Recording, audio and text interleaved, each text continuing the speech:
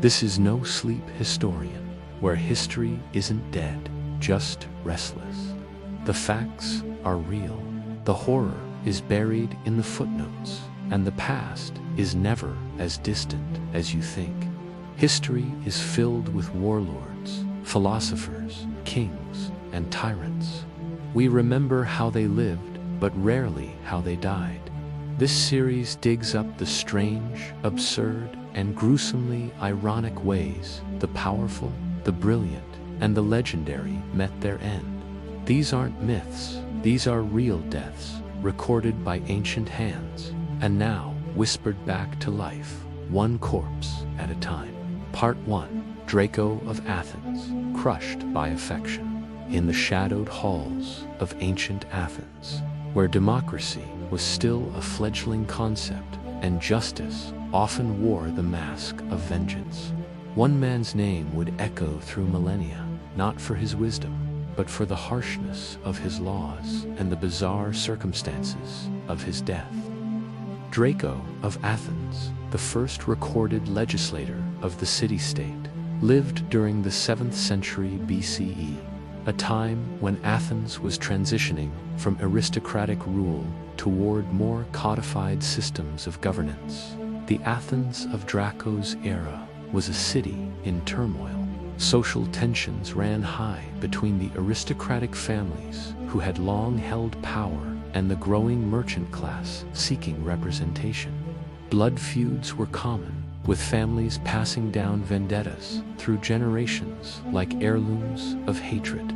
There was no written law, only oral traditions and the arbitrary decisions of nobles who served as judges. Justice was personal, capricious, and often brutal. Into this chaos stepped Draco, appointed around 621 BCE as the first lawgiver of Athens. His background remains somewhat mysterious. Ancient sources tell us little about his early life or family origins. What we do know is that he was tasked with creating Athens' first written legal code, a monumental undertaking that would establish precedents for Western jurisprudence. Draco's laws were revolutionary in their very existence, but shocking in their severity. Nearly every crime, from theft to laziness, carried the death penalty.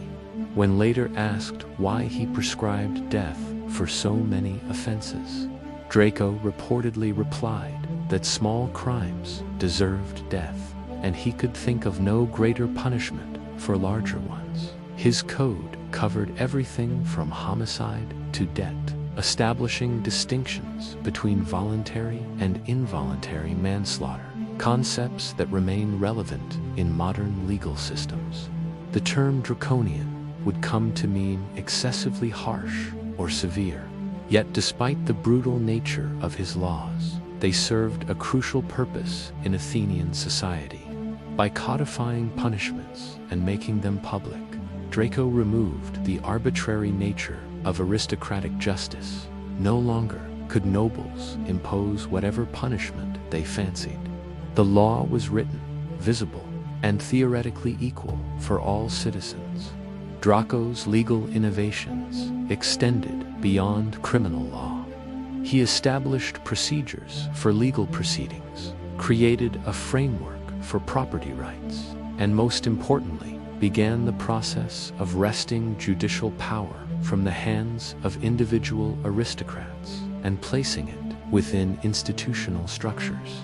His laws concerning homicide were particularly sophisticated, recognizing different degrees of culpability and establishing the concept of asylum for those who killed in self. The immediate impact of Draco's code was transformative. Athens began to develop a reputation for having the most comprehensive legal system in the Greek world. Citizens could now predict the consequences of their actions, and legal proceedings became more standardized. However, the severity of the punishments created new problems. The death penalty was applied so frequently that it began to destabilize Athenian society, as too many citizens were being executed for relatively minor offenses. Despite their harshness, or perhaps because of it, Draco's laws gained him considerable fame throughout the Greek world. He was seen as a man who had brought order to chaos, who had tamed the wild beast of aristocratic privilege and created something resembling equal justice. His reputation spread beyond Athens, and he became a figure of admiration among those who valued law and order above all else.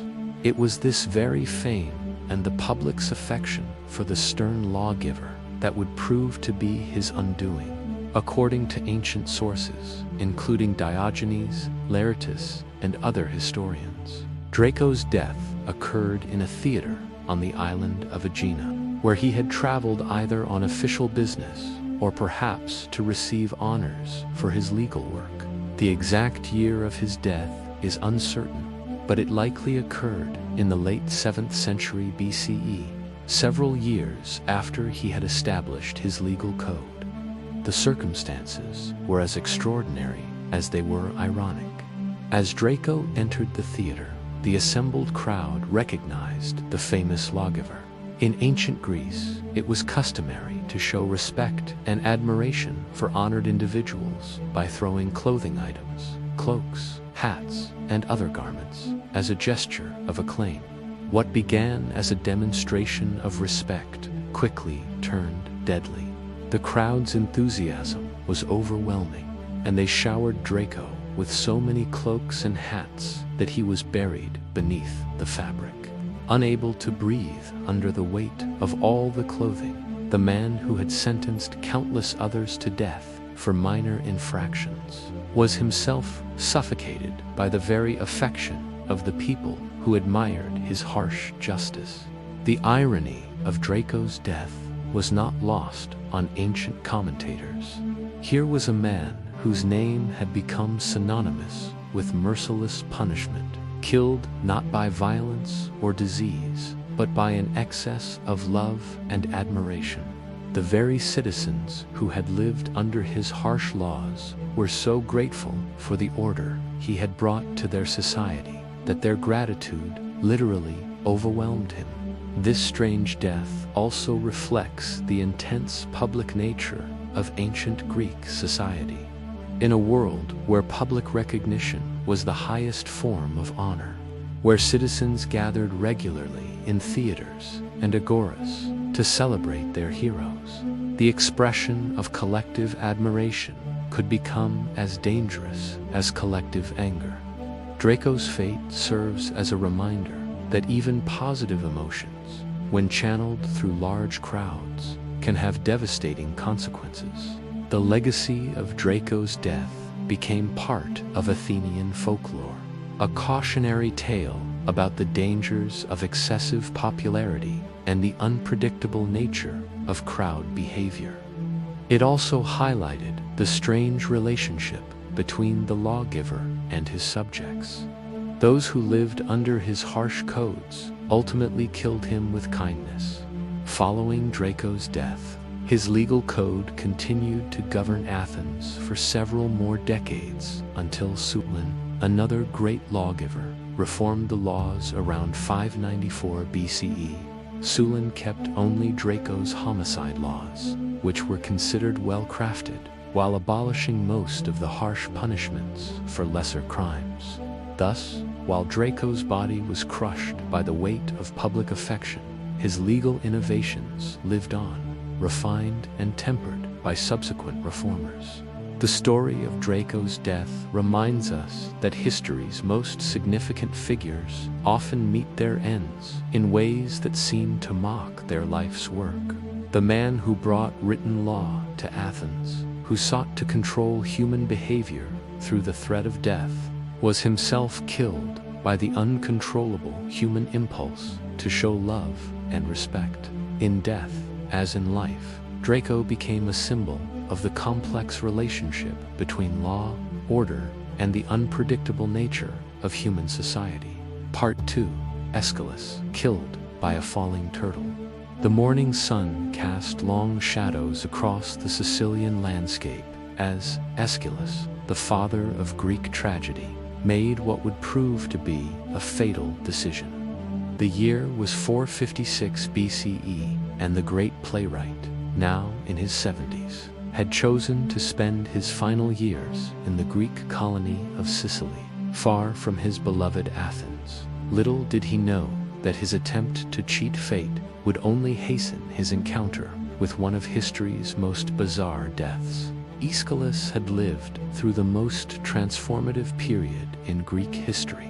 Born around 525 BCE in Eleusis, a small town near Athens, he witnessed the fall of tyrants, the birth of democracy, and the rise of Athens as a major power. His life spanned the Persian Wars, where he fought at Marathon and possibly Salamis, experiences that would profoundly influence his dramatic works. He was not merely a playwright, but a warrior poet who understood both the glory and horror of battle. The theatrical world that Aeschylus inherited was primitive by later standards. When he began writing, Greek drama was still in its infancy, little more than choral performances honoring Dionysus. It was Aeschylus who transformed these religious rituals into complex dramatic works that explored the deepest questions of human existence. He is credited with introducing the second actor to Greek theater, allowing for true dialogue and dramatic conflict rather than simple narrative recitation. His innovations were revolutionary. By adding a second actor, Aeschylus created the possibility for character interaction, conflict, and the development of plot. He reduced the role of the chorus while expanding the importance of individual characters, laying the groundwork for all subsequent Western drama. His use of elaborate costumes, masks, and stage machinery, including the famous Machaon or crane that allowed gods to appear above the stage, established theatrical conventions that persisted for centuries. Aeschylus wrote an estimated 70 to 90 plays during his career, though only 7 complete works survive today. These 7 tragedies, the Persians, 7 Against Thebes, the Suppliants, and the Orestia trilogy, consisting of Agamemnon, the Libation Bearers, and the Eumenides, represent some of the greatest achievements in world literature. His works dealt with themes of justice, divine will, family curses, and the relationship between gods and mortals. The Persians, produced in 472 BCE, was groundbreaking as the only surviving Greek tragedy based on contemporary events rather than mythology. The play depicted the Persian defeat at the Battle of Salamis from the Persian perspective, showing remarkable empathy for Athens' former enemies. This work demonstrated Aeschylus's ability to transform recent history into profound meditation on hubris, fate, and the costs of war. The Orestia trilogy, performed in 458 BCE, just 2 years before his death, represents the pinnacle of his artistic achievement. The 3 plays trace the story of Agamemnon's return from Troy, his murder by his wife Clytemnestra, her subsequent killing by their son Orestes, and the final resolution of the blood curse through the establishment of the Athenian court system. The trilogy explores the evolution from personal vengeance to institutional justice, mirroring Athens' own political development. Aeschylus's dramatic technique was characterized by its grandeur and moral complexity. His characters were larger than life, caught in conflicts between competing duties and desires. He possessed an unparalleled ability to create atmospheric tension through language, imagery, and stagecraft. His poetry was dense, metaphorically rich, and often deliberately obscure, requiring audiences to work to understand the full implications of his words. Religious themes permeated all of Aeschylus's work. He was deeply concerned with questions of divine justice and human responsibility. His plays often depicted characters struggling against fate while simultaneously fulfilling it, exploring the paradox of free will in a universe governed by divine law. The gods in his plays were not merely powerful beings, but representatives of cosmic order and justice. Despite his success in Athens, where he won the annual dramatic competition 13 times, Aeschylus chose to spend his later years in Sicily. Some sources suggest he left Athens due to political tensions following the democratic reforms of Ephialtes and the rise of more radical democracy. The tyrant of Syracuse, who was known for supporting poets and artists. It was during this Sicilian period that Aeschylus encountered the prophecy that would define his final days. According to ancient sources, particularly Pliny the Elder and Valerius Maximus, a soothsayer had warned Aeschylus that he would be killed by a falling object from the sky. Most rational people might have dismissed such a prophecy as superstitious nonsense, but Aeschylus took it seriously. Perhaps his deep engagement with themes of fate and divine will in his dramatic works had made him more susceptible to believing in prophecy. He had learned not to dismiss warnings about unlikely events. Determined to cheat fate, Aeschylus made a decision that seemed logical. He would avoid all indoor spaces where objects might fall from above. No more writing in his study. No more attending performances in covered theaters. No more seeking shelter in buildings. For a time, this strategy seemed to work. He would walk in fields, sit by streams, and conduct all his business under the vast Sicilian sky. Friends and neighbors may have thought his behavior eccentric, but Aeschylus felt confident that he had outsmarted fate itself. The irony of his precautions was profound. Now attempting to do exactly that, his own plays were filled with characters who tried to avoid prophetic doom, only to fulfill it. Oedipus fleeing Corinth to avoid killing his father, only to encounter his real father on the road. Acrisius locking his daughter in a tower to prevent the birth of a grandson who would kill him, only to ensure that Perseus would indeed be born and eventually cause his death. The Sicilian sun was shining, and the sky was clear, conditions that must have reinforced his sense of safety, intending to break the shell by dropping it on rocks below. The eagle's hunting strategy was well known to ancient observers. These birds of prey would catch turtles and tortoises, carry them high into the air, and drop them onto hard surfaces to crack their shells and access the meat inside. The technique required the eagle to identify suitable dropping points, typically large, flat rocks that would provide sufficient impact to break through the tough shell. The bird, following its instincts, released the turtle directly above what it perceived as an ideal target. The turtle plummeted through the clear Sicilian air, gaining speed as it fell, until it struck Aeschylus squarely on the head with enough force to kill him instantly. The historical accounts of this event, while recorded by multiple ancient sources, have been debated by modern scholars. Some argue that the story is too perfect, too ironically suited to Aeschylus's dramatic sensibilities, to be entirely factual. They suggest it may be a later invention designed to provide a death worthy of the great tragedians' artistic themes. However, the consistency of the accounts across different sources and the fact that eagle-dropped turtle incidents are documented in modern times lend credibility to the story. The immediate aftermath of Aeschylus's death was marked by shock and disbelief. Here was one of Athens' greatest citizens, a man who had fought at Marathon and created immortal works of literature, killed by a turtle falling from the sky.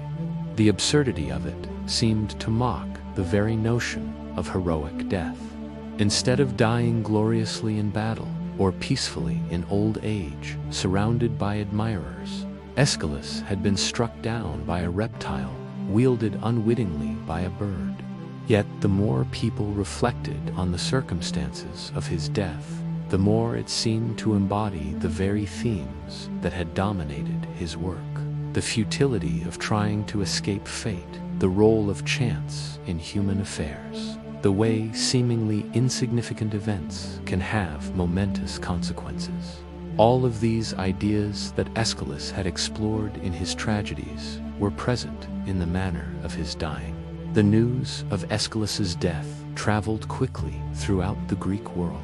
In Athens, where he was revered as one of the city's greatest cultural treasures, the reaction was one of profound grief mixed with amazement at the bizarre circumstances. The Athenians honored him with a tomb inscription that, notably, made no mention of his literary achievements, but instead praised his military service at Marathon, perhaps reflecting the Athenian belief that civic duty trumped artistic accomplishment. The influence of Aeschylus's death extended beyond mere historical curiosity. Later, Greek and Roman writers used his fate as an example of the unpredictability of fortune and the dangers of trying to outwit destiny. The story became a standard component of collections of unusual deaths and ironic endings, serving as both entertainment and moral instruction. Modern naturalists have confirmed that the behavior attributed to the eagle in Aeschylus's death is entirely consistent with the hunting practices of several species of eagles and other large raptors. Golden eagles, in particular, are known to drop tortoises from great heights to break their shells. There are documented cases from recent decades of similar incidents, causing property damage and even human injury, though deaths are extremely rare. The legacy of Aeschylus's strange death ultimately became inseparable from his artistic legacy. The man who had taught audiences about the complex relationship between fate and human agency became, in death, the ultimate example of his own teachings. His attempt to avoid a prophesied death by staying outdoors only ensured that he would be in the exact position necessary for that death to occur. The story serves as a perfect coda to a career spent exploring the mysterious ways in which destiny fulfills itself, often through the very actions taken to avoid it. Part 3. Pyrrhus of Epirus, felled by an old woman. The narrow streets of Argos echoed with the clash of bronze on bronze as king Pyrrhus of Epirus found himself trapped in the kind of urban warfare he had never anticipated. The year was 272 BCE, and the man whose name would forever be associated with costly victory was about to discover that sometimes the most dangerous enemies are not the ones you face on the battlefield, but the ones you never see coming.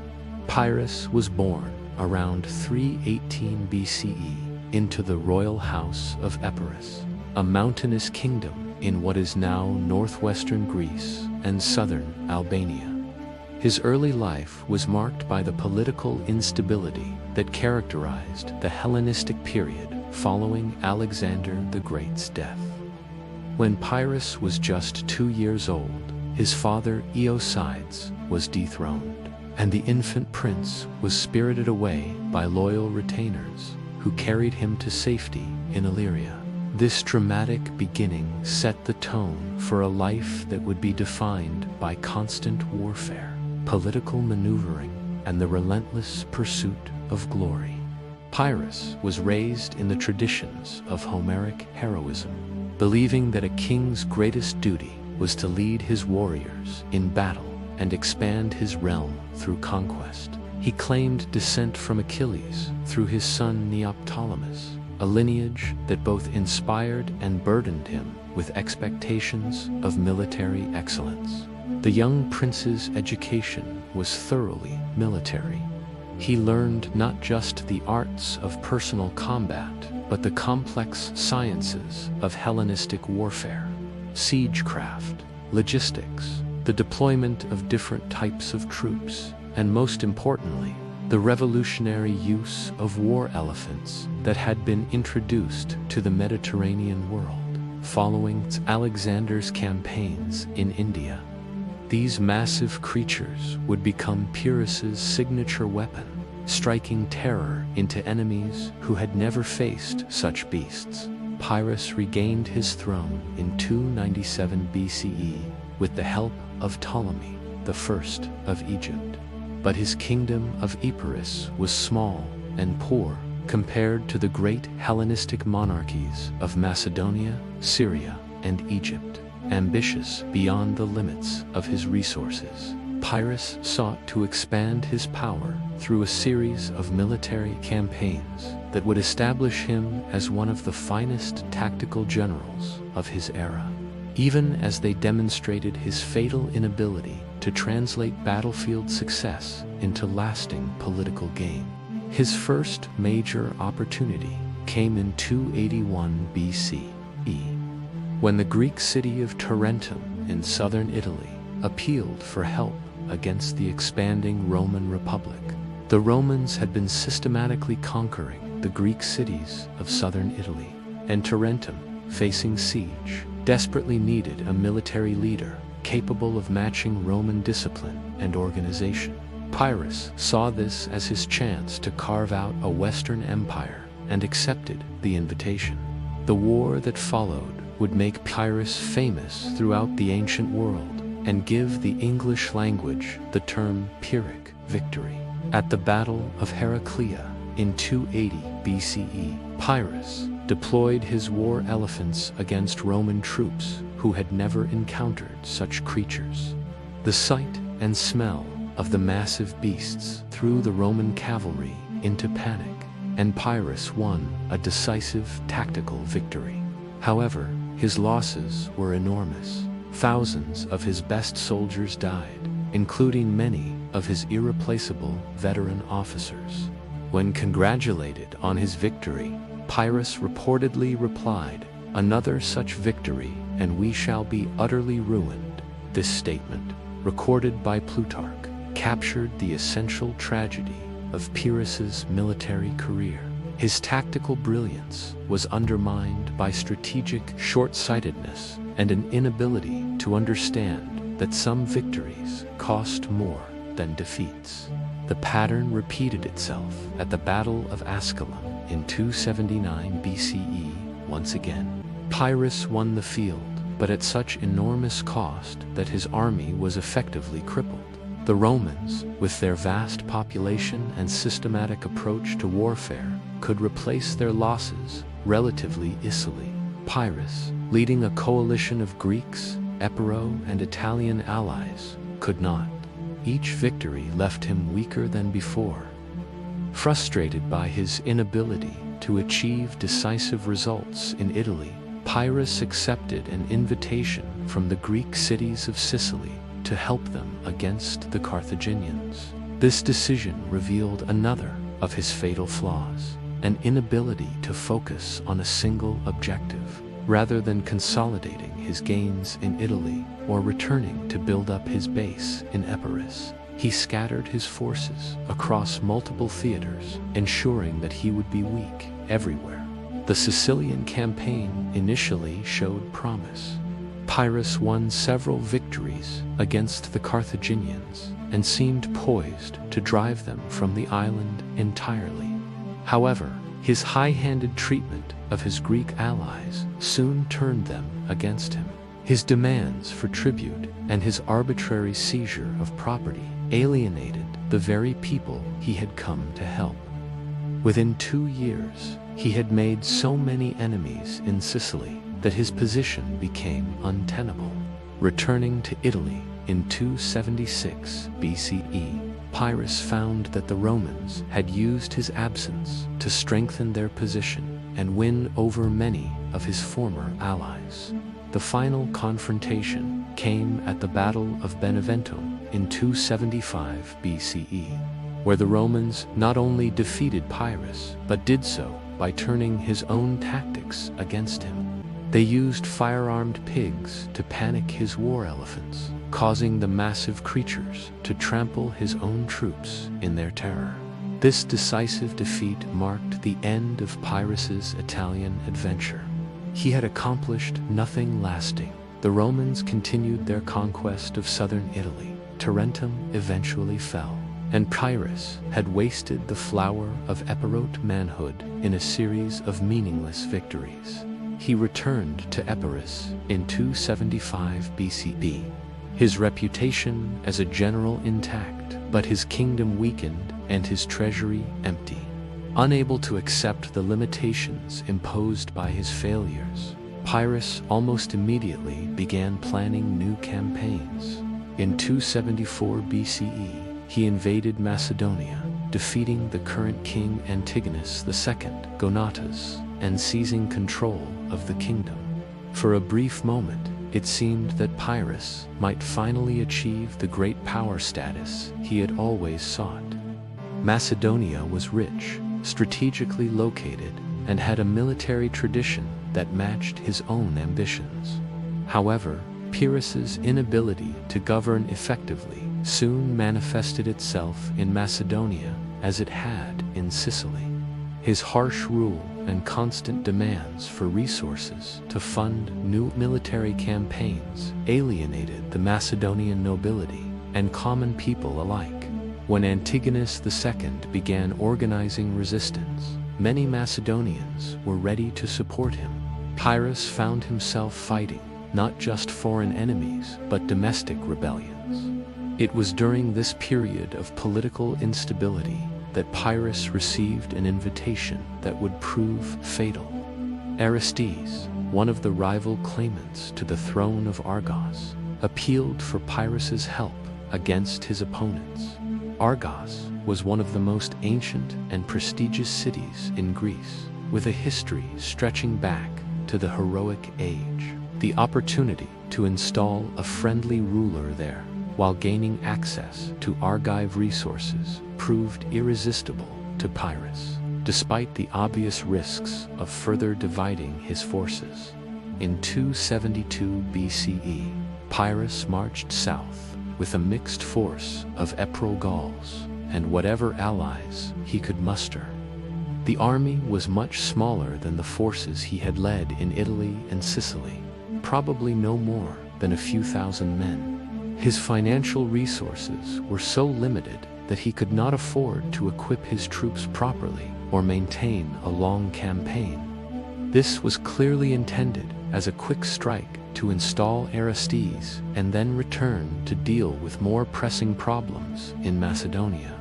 The political situation in Argos was incredibly complex, even by the standards of Hellenistic Greece. Multiple factions supported different claimants to power, each backed by different external powers. Sparta supported one candidate, Macedonia another, and various Achaean League cities had their own preferences. Into this maze of competing interests came Pyrrhus, confident that his military reputation would be sufficient to overawe all opposition. The initial phases of the campaign went according to plan. Pyrrhus's army approached Argos and linked up with Aristeus's supporters within the city. However, the opposing faction had not been idle. They had sent urgent appeals to Antigonus II, who saw an opportunity to eliminate his most dangerous rival while appearing to defend Greek liberty. A Macedonian relief force was already marching toward Argos. What followed was a confused night battle in the narrow streets of the ancient city. Urban warfare was relatively rare in the ancient world, as most battles took place in open country where armies could maneuver and commanders could control their forces. Fighting in the cramped, winding streets of a Greek city presented entirely different challenges, ones for which Pyrrhus's tactical genius was poorly suited. The battle began after nightfall, with Pyrrhus's forces attempting to secure key points throughout the city, while fighting off both local resistance and the advancing Macedonian relief force. In the darkness and confusion, it became impossible to distinguish friend from foe. Units became separated from their commanders. Soldiers fought individual duels without understanding the larger tactical situation, and the normal discipline that made Hellenistic armies so effective broke down completely. Pyrrhus himself, despite being in his late 40s, fought in the front ranks as he always had. This personal leadership style had been one of his greatest strengths throughout his career. His soldiers followed him because they knew he shared their dangers. However, what worked on an open battlefield where he could be seen and could coordinate, his forces became a liability in the narrow streets of Argos, where he was just another warrior struggling in the darkness. As the battle raged through the night, Pyrrhus found himself separated from his main force, accompanied by only a small group of bodyguards. They were fighting their way through a residential district, trying to rejoin the main body of their army when they encountered a pocket of enemy resistance. The fighting was fierce and personal, with swords and spears clashing at close quarters. It was during this phase of the battle that an Argive woman, watching the combat from her rooftop, witnessed what she believed was her son being attacked by one of the foreign warriors. Ancient sources, particularly Plutarch, tell us that this elderly woman, overcome with maternal fury at seeing her child in danger, picked up a roof tile and hurled it down at the warrior threatening her son. The tile struck Pyrrhus directly on the head with tremendous force. The impact was so severe that it knocked him unconscious and left him helpless on the ground. What happened next varies slightly depending on the source, but the essential facts are consistent. While Pyrrhus lay stunned and defenseless, an enemy soldier named Zopyros recognized the famous king and killed him, either by cutting off his head or running him through with a sword. The irony of Pyrrhus's death was immediately apparent to ancient commentators. Here was a man who had survived dozens of major battles, who had faced Roman legions, Carthaginian armies, and Macedonian phalanxes, only to be felled by a roof tile thrown by an elderly woman protecting her son. The great general who had conquered kingdoms and struck fear into the hearts of professional soldiers had been brought low by the most basic of human emotions, a mother's love for her child. The manner of his death also reflected the changing nature of warfare in the Hellenistic period. The heroic ideal of single combat between noble warriors, epitomized by Achilles and other Homeric heroes, was giving way to more practical and ruthless approaches to conflict. The woman who killed Pyrrhus was not interested in honor or glory. She simply wanted to protect her family. Her action represented the emerging reality that wars were no longer just contests between professional armies, but conflicts that involved entire populations. News of Pyrrhus's death spread quickly throughout the Greek world, causing different reactions in different quarters. In Epirus, there was genuine grief for a king who, despite his flaws, had brought glory to their small nation and had always fought bravely for his people. In Rome, there was relief that a dangerous enemy had been eliminated, though there was also professional respect for his military abilities. In Macedonia, Antigonus II could hardly believe his good fortune. His most formidable rival had been eliminated without his having to face him in open battle. The immediate political consequences of Pyrrhus's death were significant. His army in Argos disintegrated, with various contingents either surrendering or attempting to fight their way back to their homelands. Aristeas's cause collapsed, and the factions supported by Macedonia and Sparta gained control of the city. In Macedonia, Antigonus II was able to reassert his authority without significant opposition, establishing a dynasty that would rule the kingdom for over a century. Pyrrhus's death also marked the effective end of the age of the great military.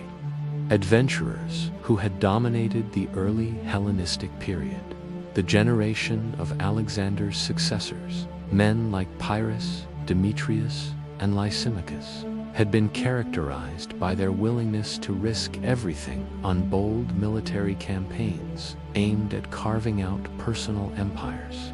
Their deaths marked the transition to a more stable, if less exciting, phase of Hellenistic history.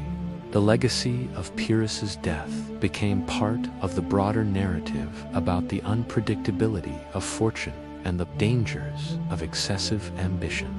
Ancient writers used his fate as an example of how the mighty could fall through the most unexpected circumstances. The story also reinforced the idea that divine justice operated in mysterious ways. Pyrrhus, who had caused so much suffering through his wars, was ultimately killed by a woman defending her family. Modern historians have debated whether the specific details of Pyrrhus's death are entirely accurate, or whether they were embellished by later writers to create a more dramatic and morally satisfying narrative. However, the essential facts that he died during urban fighting in Argos and that his death was somehow caused by a civilian are consistently reported by multiple ancient sources and are generally accepted as historical. The phrase Pyrrhic victory has outlived the man himself, entering modern language as a description of any success that comes at such a high cost that it might as well be a defeat. In this sense, Pyrrhus's death was itself a kind of Pyrrhic victory for his enemies. They eliminated a dangerous foe. But the manner of his death ensured that his story would be remembered long after their own names were forgotten. Part 4 Heraclitus, drowned in cow dung. In the ancient city of Ephesus, where the great temple of Artemis stood as one of the wonders of the world, there lived a philosopher whose cryptic utterances would echo through eternity, even as his final days descended into a grotesque parody of the very change and flux he had spent his life contemplating. Heraclitus of Ephesus, known to posterity as the Dark Philosopher for his obscure sayings and the Weeping Philosopher for his apparent pessimism about human nature, met his end in circumstances so bizarre and undignified that they seemed to mock the profound wisdom for which he was renowned. Born around 535 BCE into one of Ephesus's most prominent aristocratic families, Heraclitus lived during one of the most intellectually fertile periods in human history. This was the age of the pre-Socratic philosophers, when Greek thinkers first began to seek natural rather than mythological explanations for the workings of the universe. Thales had proposed that water was the fundamental element underlying all reality.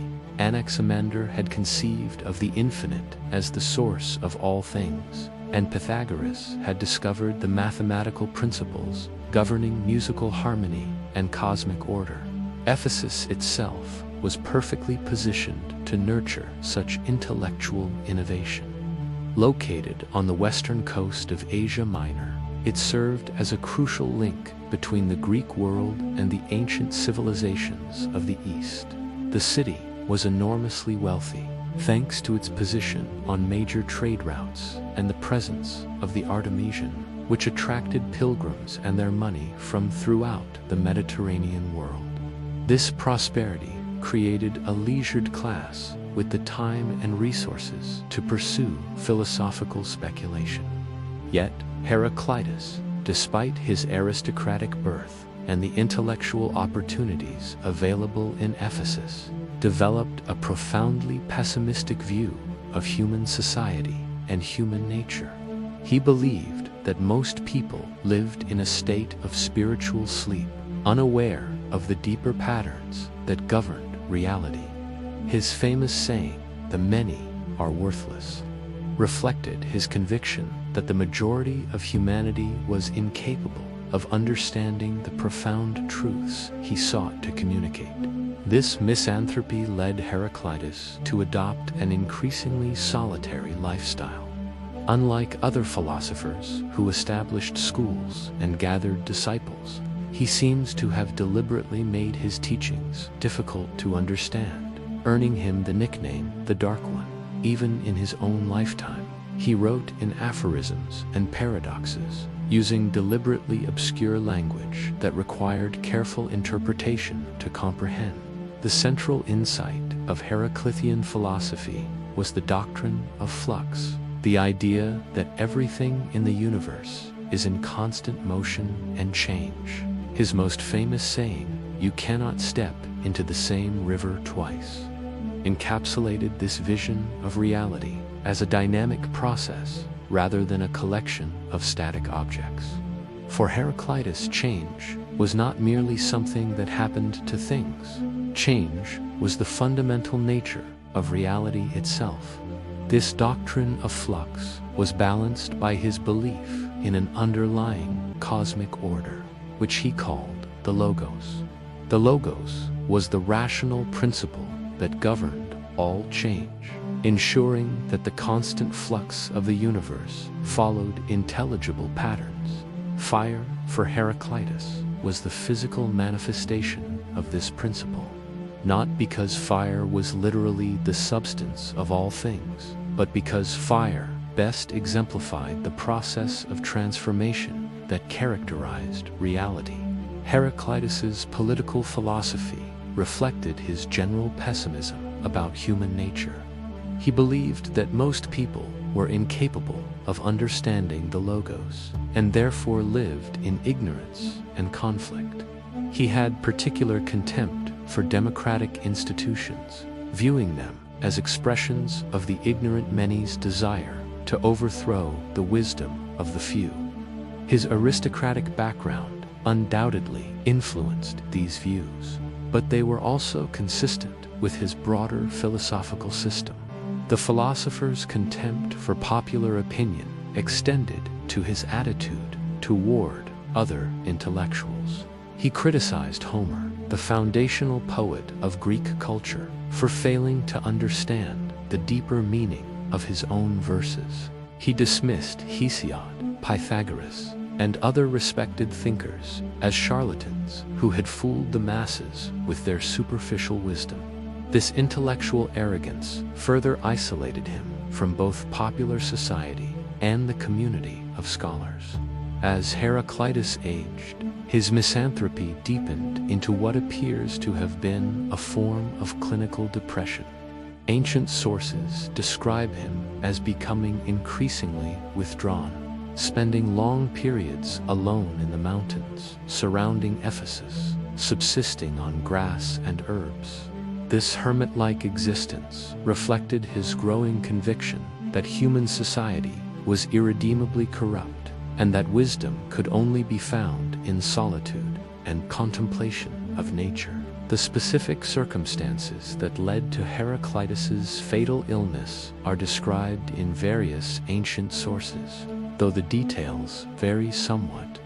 What seems consistent is that sometime around 475 BCE, when he was approximately 60 years old, Heraclitus developed what ancient medical writers called dropsy, a condition characterized by the abnormal accumulation of fluid in the body's tissues. Modern medicine would recognize this as edema, which can result from various underlying conditions, including heart failure, kidney disease, or liver problems. The symptoms of dropsy were both uncomfortable and embarrassing. Patients experienced severe swelling, particularly in the legs and abdomen, along with difficulty breathing and general weakness. For a philosopher who prided himself on his intellectual superiority and physical self-control, the visible effects of this condition must have been particularly distressing. The swelling would have made it difficult for him to move normally, while the breathing problems would have affected his ability to speak and teach. Ancient Greek medicine, despite its limitations, had developed various treatments for dropsy. Most physicians recommended dietary changes, herbal remedies, and physical treatments designed to reduce the fluid accumulation. However, Heraclitus, consistent with his general contempt for conventional wisdom, rejected the advice of trained physicians. He believed that his superior understanding of natural processes would allow him to devise a more effective cure than anything the medical establishment could offer. Heraclitus's approach to treating his condition reflected his philosophical commitment to the principle of opposites. In his cosmology, health resulted from the proper balance of opposing forces, hot and cold, wet and dry, up and down.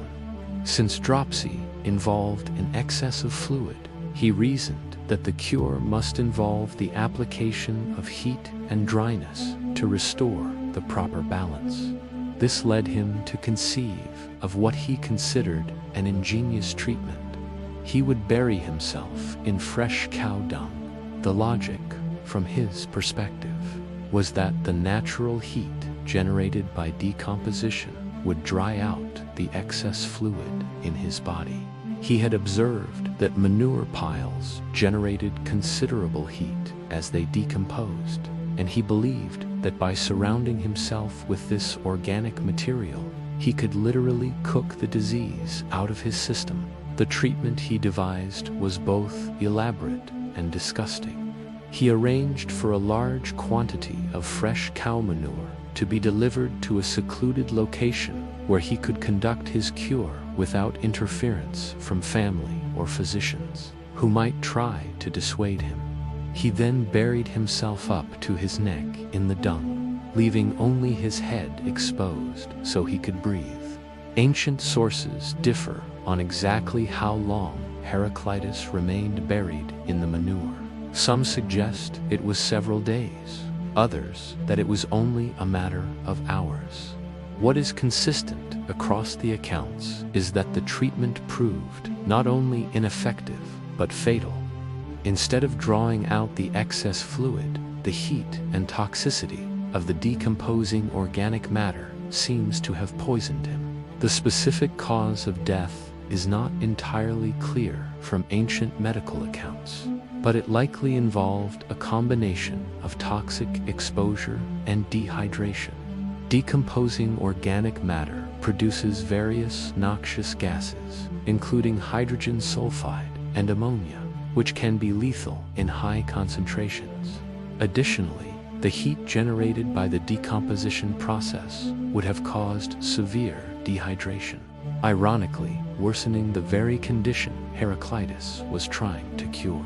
Some accounts suggest that Heraclitus realized his error before he died and attempted to extract himself from the manure pile, but was too weakened by the treatment to do so successfully. Others claim that he was discovered by servants or family members who found him unconscious and dying, covered in the excrement he had believed would cure him. The irony of Heraclitus's death was not lost on ancient commentators, who saw in it a perfect illustration of the philosopher's own teachings about the unpredictability of change and the danger of excessive confidence in one's own wisdom. Here was a man who had spent his life proclaiming that reality was governed by the interplay of opposites, only to die when his attempt to apply this principle literally proved disastrously wrong. The manner of his death also seemed to mock his intellectual pretensions. Throughout his life, Heraclitus had positioned himself as superior to both the ignorant masses and his fellow intellectuals. He had rejected conventional wisdom in favor of his own insights into the nature of reality. Yet in the end, his supposed wisdom had led him to a death so undignified that it became a source of dark humor for subsequent generations.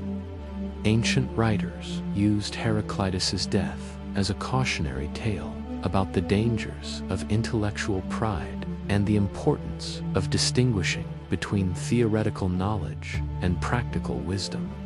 The philosopher, who had claimed to understand the fundamental principles governing the universe, had failed to understand something as basic as human physiology. His fate served as a reminder that brilliance in one area did not necessarily translate to competence in others.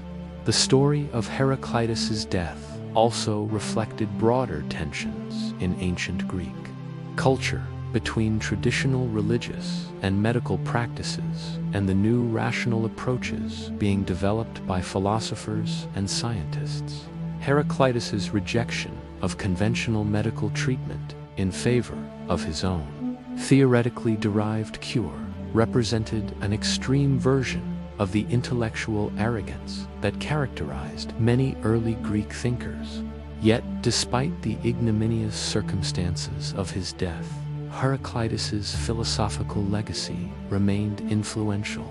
His insights into the nature of change and the underlying order of the universe would influence everyone from the Stoics to modern physicists. His aphoristic style and paradoxical formulations continued to challenge and inspire thinkers long after his death. The contrast between the profundity of his thought and the absurdity of his demise only added to his reputation as one of history's most enigmatic figures. The details of Heraclitus's death were preserved and embellished by later writers, partly because they fit so perfectly with his philosophical persona. The hermit philosopher who had withdrawn from human society, who had proclaimed the fundamental importance of change and transformation, who had insisted that apparent opposites were secretly united. Such a figure almost demanded a death that was simultaneously tragic and comic, profound and ridiculous. Modern scholars have debated whether all the details of the traditional account are historically accurate. Some suggest that the story of his death in cow dung may be a later invention designed to illustrate philosophical points rather than historical fact. However, the basic outline of the story, that Heraclitus died while attempting to cure dropsy through an unconventional treatment based on his philosophical principles, is consistent enough across different ancient sources to suggest some historical basis. The legacy of Heraclitus's death ultimately became inseparable from his philosophical reputation. The man who had taught that wisdom came through understanding the hidden harmony underlying apparent contradictions, became himself the ultimate contradiction. A profound thinker who died through profound foolishness, a seeker of truth who was ultimately deceived by his own theories, a philosopher who literally ended up in the shit while trying to achieve purification. Part 5. Qin Shi Huang, poisoned by the elixir of life. In the summer of 210 BCE, as the great emperor's procession wound its way across the dusty roads of northern China, none among the thousands of courtiers, soldiers, and servants could have imagined that their seemingly immortal ruler was slowly dying from the very substance he believed would grant him eternal life. Qin Shi Huang, the first emperor to unite all of China under a single rule, the builder of the Great Wall and the Terracotta Army, was being killed by mercury, the key ingredient in the elixir of immortality he had been consuming for years. Born as Yingzhang in 259 BCE, the future emperor entered the world during one of the most chaotic periods in Chinese history, the Zhou dynasty, which had ruled China for over 800 years, had collapsed into hundreds of warring states, each seeking to expand its territory and eliminate its neighbors. This period, known as the Warring States era, was characterized by constant military conflict, political innovation, and philosophical ferment that would shape Chinese civilization for millennia. Geng's early life was marked by political intrigue and danger. His father, King Junsheng of Qin, died when the boy was only 13, leaving him to inherit a throne surrounded by ambitious relatives and courtiers, who saw the young king as either a tool to be manipulated or an obstacle to be eliminated. His mother, Queen Dowager Zhao, became embroiled in a scandal involving her relationship with a merchant named Lu Wei, who had helped engineer her marriage to the king as part of his own political machinations. The young king's survival and eventual rise to absolute power was due largely to his relationship with Lu Wei, who served as his chancellor and effectively ruled the state during Geng's minority. Lu Wei was a fascinating figure in his own right, a wealthy merchant who had transformed himself into a political philosopher and statesman. He assembled a court of scholars who produced the Lushi Chunchu. Under Lu Wei's guidance, the state of Qin continued the military and administrative reforms that had made it the most powerful of the warring states. The Qin military was organized along professional lines, with promotion based on merit rather than birth, and equipped with the most advanced weapons and tactics of the time. The state's economy was centrally planned and controlled, with standardized weights, measures, and currency that facilitated trade and taxation. When Zheng came of age and assumed direct control of the government in 238 BCE, he immediately began planning the conquest of the remaining independent states. His approach was systematic and ruthless, combining military pressure with diplomatic intrigue, economic warfare, and psychological manipulation. He would typically isolate one state by forming alliances with its neighbors, then overwhelm it with superior forces, while preventing other states from coming to its aid. The campaign to unify China took 17 years and involved the destruction of 6 major states, each with its own army, government, and cultural traditions. The final conquest came in 221 BCE, with the surrender of the state of Qi, making Zheng the undisputed ruler of all Chinese territory. To mark this unprecedented achievement, he adopted the title Qin Shi Huang, meaning First Emperor of Qin, and announced the beginning of a new imperial dynasty that he predicted would last for 10,000 generations. The consolidation of power that followed was as impressive as the military conquest that had preceded it. Qin Shi Huang implemented a comprehensive program of standardization, designed to transform the collection of conquered territories into a unified state. He standardized weights, measures, currency, and even the width of cart axles to ensure that wheels would fit in the same ruts throughout the empire. Most dramatically, he standardized the Chinese writing system, creating a common script that allowed communication across regions that spoke mutually unintelligible dialects. The emperor's building projects were equally ambitious. He connected and extended the existing border fortifications of the former northern states into what would become known as the Great Wall of China, a massive defensive barrier stretching over 3,000 miles across the empire's northern frontier. He constructed a new capital at Xianyang, featuring palaces that replicated the architecture of each conquered state, symbolically demonstrating his dominion over their former territories. Perhaps most famously, Qin Shi Huang ordered the construction of his own tomb complex, featuring the now famous Terracotta Army. This underground necropolis contained over 8,000 life-sized clay soldiers, horses, and chariots, each individually crafted and positioned as if ready for battle. The tomb complex was designed as a complete underground empire where the emperor could continue to rule in the afterlife. However, as Qin Shi Huang's power reached its zenith, his thoughts increasingly turned to the ultimate limitation that constrained even emperors: mortality.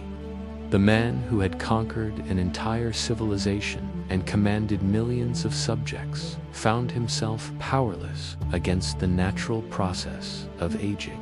This realization seems to have triggered an obsession with achieving immortality that would ultimately prove fatal.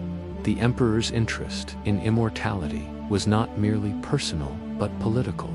He had proclaimed that his dynasty would rule for 10,000 generations.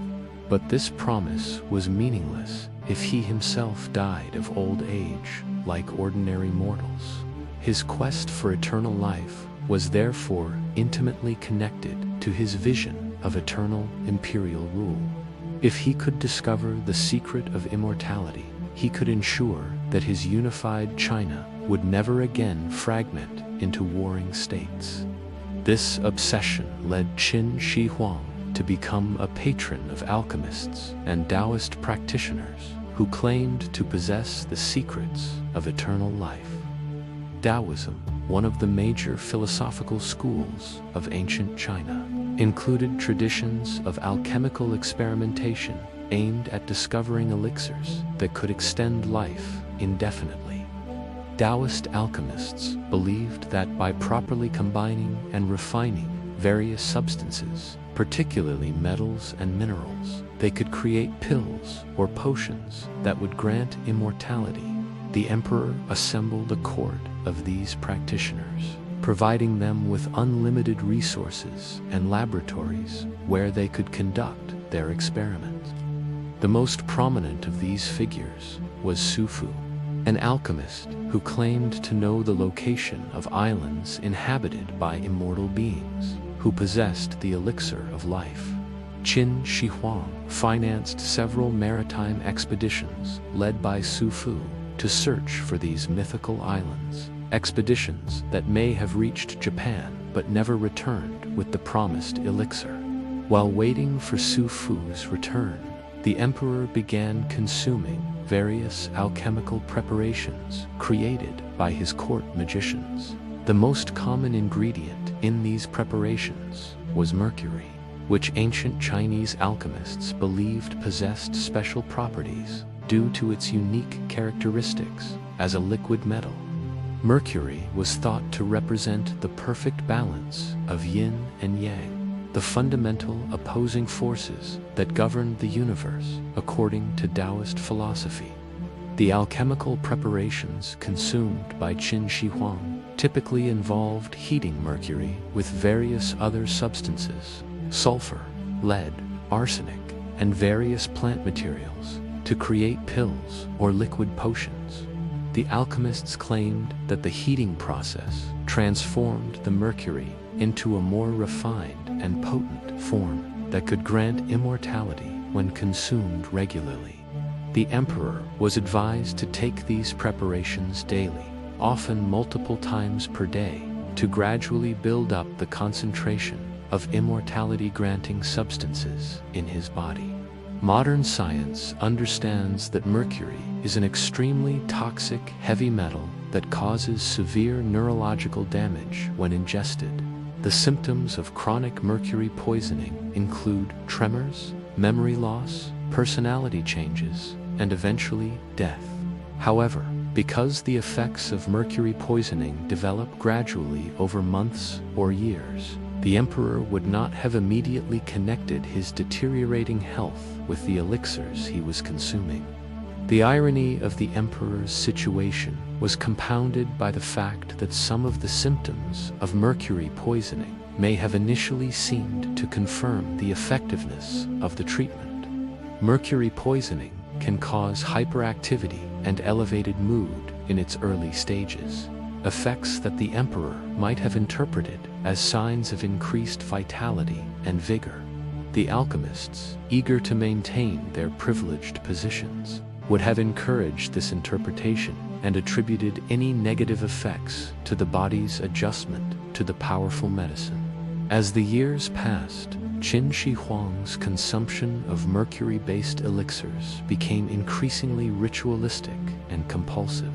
He developed elaborate ceremonies around the taking of his immortality potions, often consuming them at specific times of day or in conjunction with other Taoist practices. The emperor's daily routine became increasingly centered around these alchemical rituals, reflecting his growing desperation to achieve immortality before his natural death. The emperor's behavior during his final years suggests that he was experiencing the psychological effects of chronic mercury poisoning. Ancient sources describe him as becoming increasingly paranoid, suspicious of plots against his life, and obsessed with supernatural threats. He became convinced that assassins or evil spirits might be targeting him, leading him to sleep in a different room each night and to refuse to reveal his location even to trusted advisors. These behavioral changes were almost certainly exacerbated by the mercury he was consuming. Mercury poisoning affects the central nervous system, causing anxiety, irritability, and paranoid delusions. The emperor, who had once been known for his decisive leadership and strategic thinking, was gradually becoming mentally unstable due to the very substance he believed would preserve his mental faculties forever. The emperor's final journey began in 210 BCE, when he decided to undertake one of his periodic inspection tours of the empire. These tours served multiple purposes. They allowed him to personally oversee the administration of distant provinces, demonstrated his continued vitality to potential rebels, and often included visits to famous mountains or temples where he could perform rituals related to his quest for immortality. The procession that departed from the capital was enormous, including thousands of soldiers, hundreds of court officials, and a vast baggage train carrying the emperor's personal effects and the equipment necessary for continuing his alchemical treatments while traveling. The emperor traveled in a specially constructed carriage that was essentially a mobile palace, complete with living quarters, ceremonial spaces, and what was effectively a portable laboratory for preparing his immortality elixirs. As the imperial procession made its way across northern China, the emperor continued his daily consumption of mercury-based preparations. However, the stress of travel, combined with the cumulative effects of years of mercury poisoning, began to take a severe toll on his health. Ancient sources describe him as becoming increasingly weak and disoriented during the journey. Though his condition was initially attributed to the normal fatigue of travel rather than serious illness. The emperor's death occurred at the Shakyu Palace in present-day Hebei province.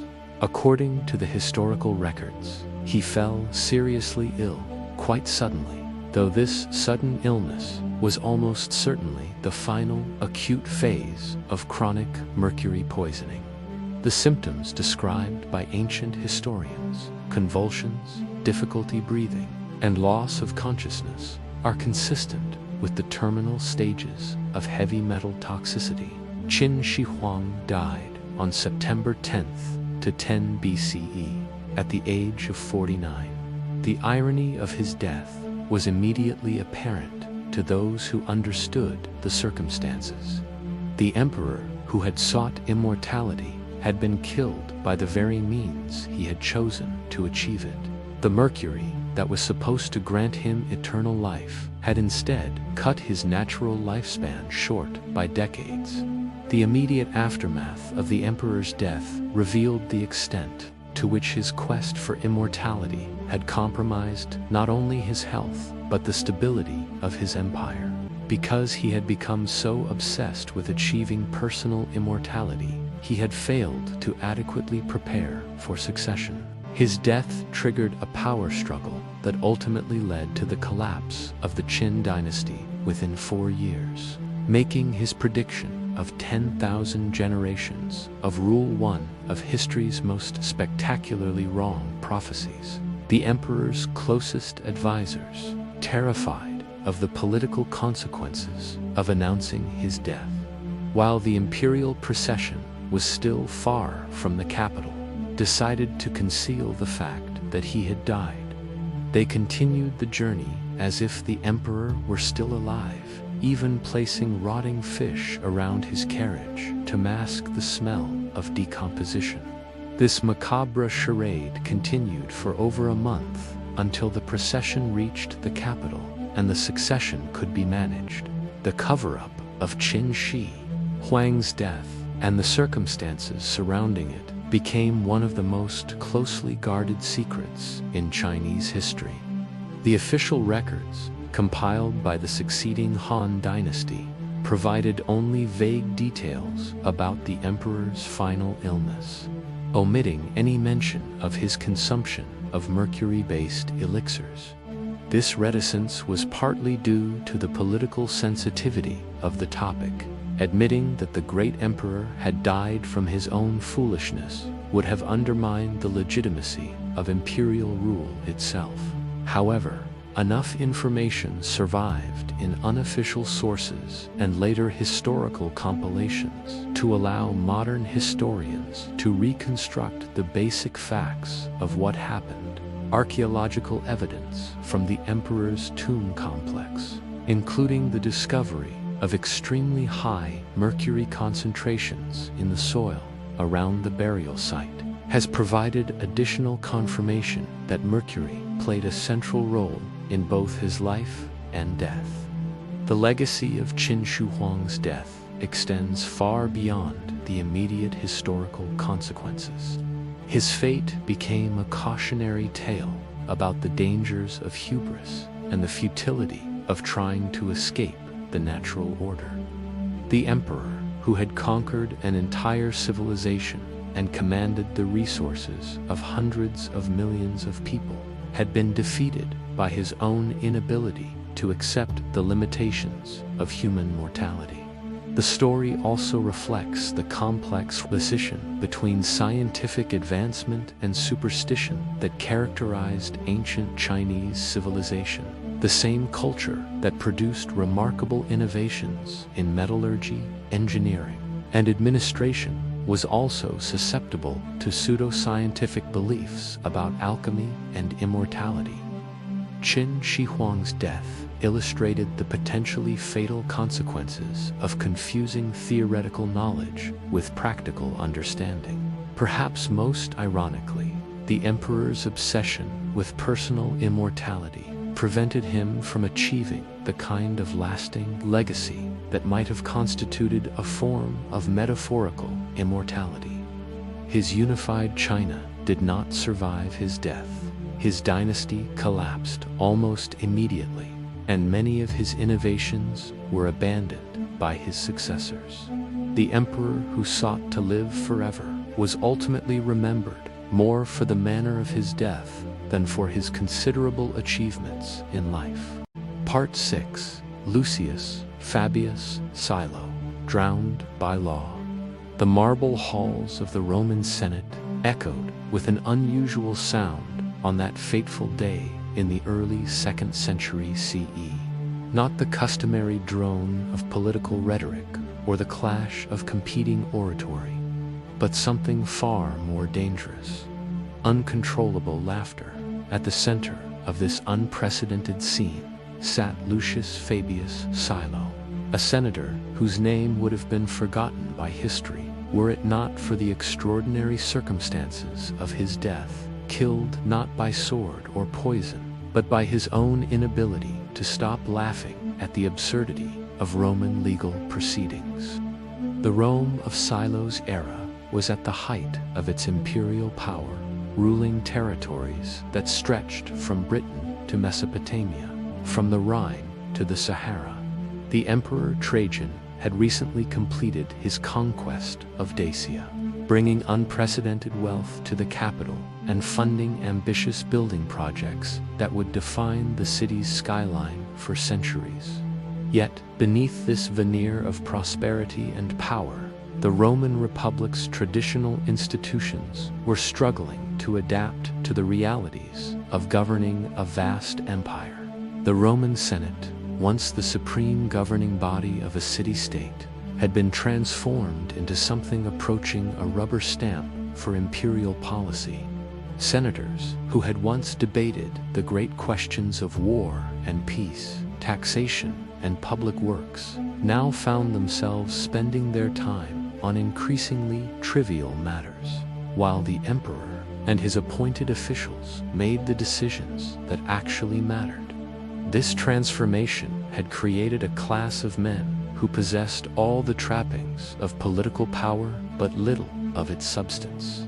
Lucius Fabius Silo was a product of this system. Born into a senatorial family sometime in the middle of the 1st century CE, he had followed the traditional cursus honorum, the sequence of political offices that marked a successful Roman career. He had served as quaestor, praetor, and consul, holding each position with competence, if not distinction. Ancient sources describe him as a man of conventional views and unremarkable talents, the sort of senator who attended meetings regularly, but rarely spoke unless spoken to. What distinguished Silo from his peers was not his political acumen or oratorical skill, but his apparently acute sense of the absurd. Colleagues noted that he possessed an unusually keen eye for the ridiculous aspects of Roman political life, often making private observations that revealed the gap between the Senate's pretensions and its actual influence. Its quality, harmless enough in private conversation, would prove fatal when it manifested itself in the formal setting of the Senate House. The particular session that would claim Silo's life was, by all accounts, typical of late imperial Senate meetings. The agenda was filled with trivial matters that had been delegated to the senators by the imperial bureaucracy.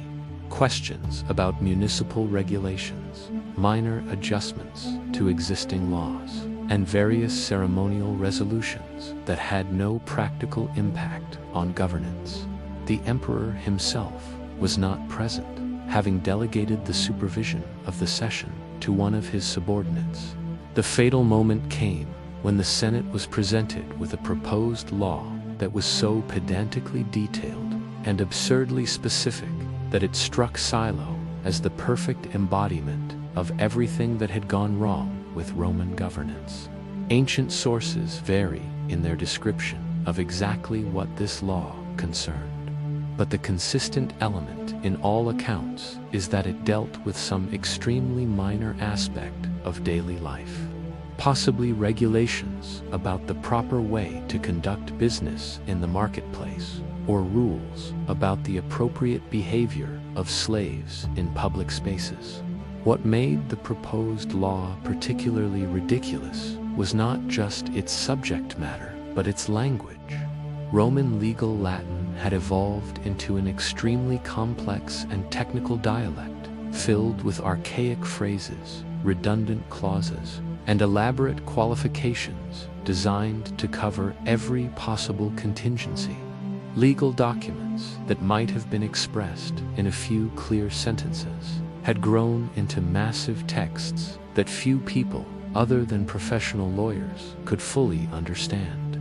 The law presented to the Senate that day was apparently a masterpiece of this sort of legal verbosity. It went on for what seemed like hours, with clause after clause addressing increasingly minute details of whatever trivial subject it was supposed to regulate. Each paragraph seemed to contradict or qualify the previous one, creating a maze of legal language that was virtually impossible to follow. The senator who was reading the proposed law aloud a duty that rotated among the members, was clearly struggling with the text, frequently pausing to decipher particularly convoluted passages. As the reading continued, Silo began to smile. Then he began to chuckle quietly. His amusement grew as each new clause was read, revealing additional layers of bureaucratic absurdity. Other senators began to notice his reaction, and some of them began to share his amusement. What had started as one man's private joke was beginning to spread through the chamber. The tipping point came when the reader reached a particularly convoluted section that seemed to require 3 different government officials to certify that a particular type of commercial transaction had been conducted according to regulations, but only on days when the moon was in certain phases, and only if the parties involved had first obtained permission from a 4th official who was only available on alternate Tuesdays. The sheer impossibility of actually complying with such requirements, combined with the pompous language in which they were expressed, struck Silo as so absurd that he could no longer contain himself. The senator's laughter began as a suppressed giggle, but quickly escalated into open guffaws that echoed through the chamber. His fellow senators, initially embarrassed by this breach of decorum, began to understand what had triggered his reaction. As they listened more carefully to the ridiculous language being read aloud, many of them began to laugh as well. Soon, a significant portion of the Senate was laughing at the very law they were supposed to be seriously considering.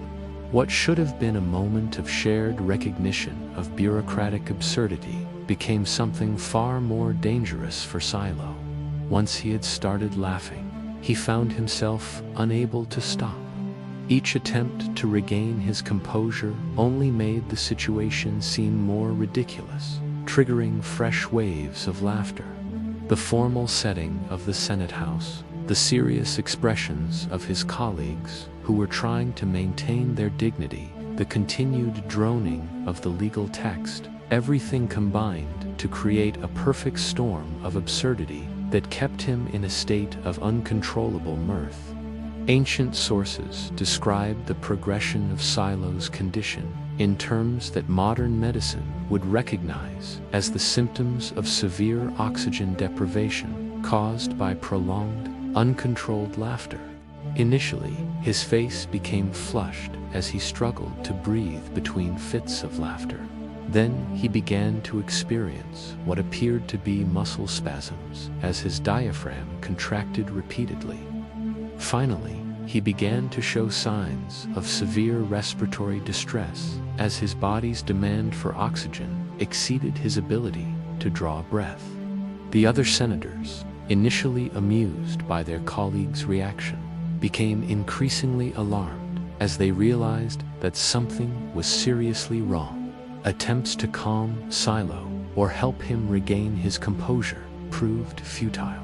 The very efforts of his colleagues to assist him, their concerned expressions, their awkward attempts to provide medical aid, their obvious bewilderment at the situation only added to the absurdity of the scene and prolonged his fatal laughter.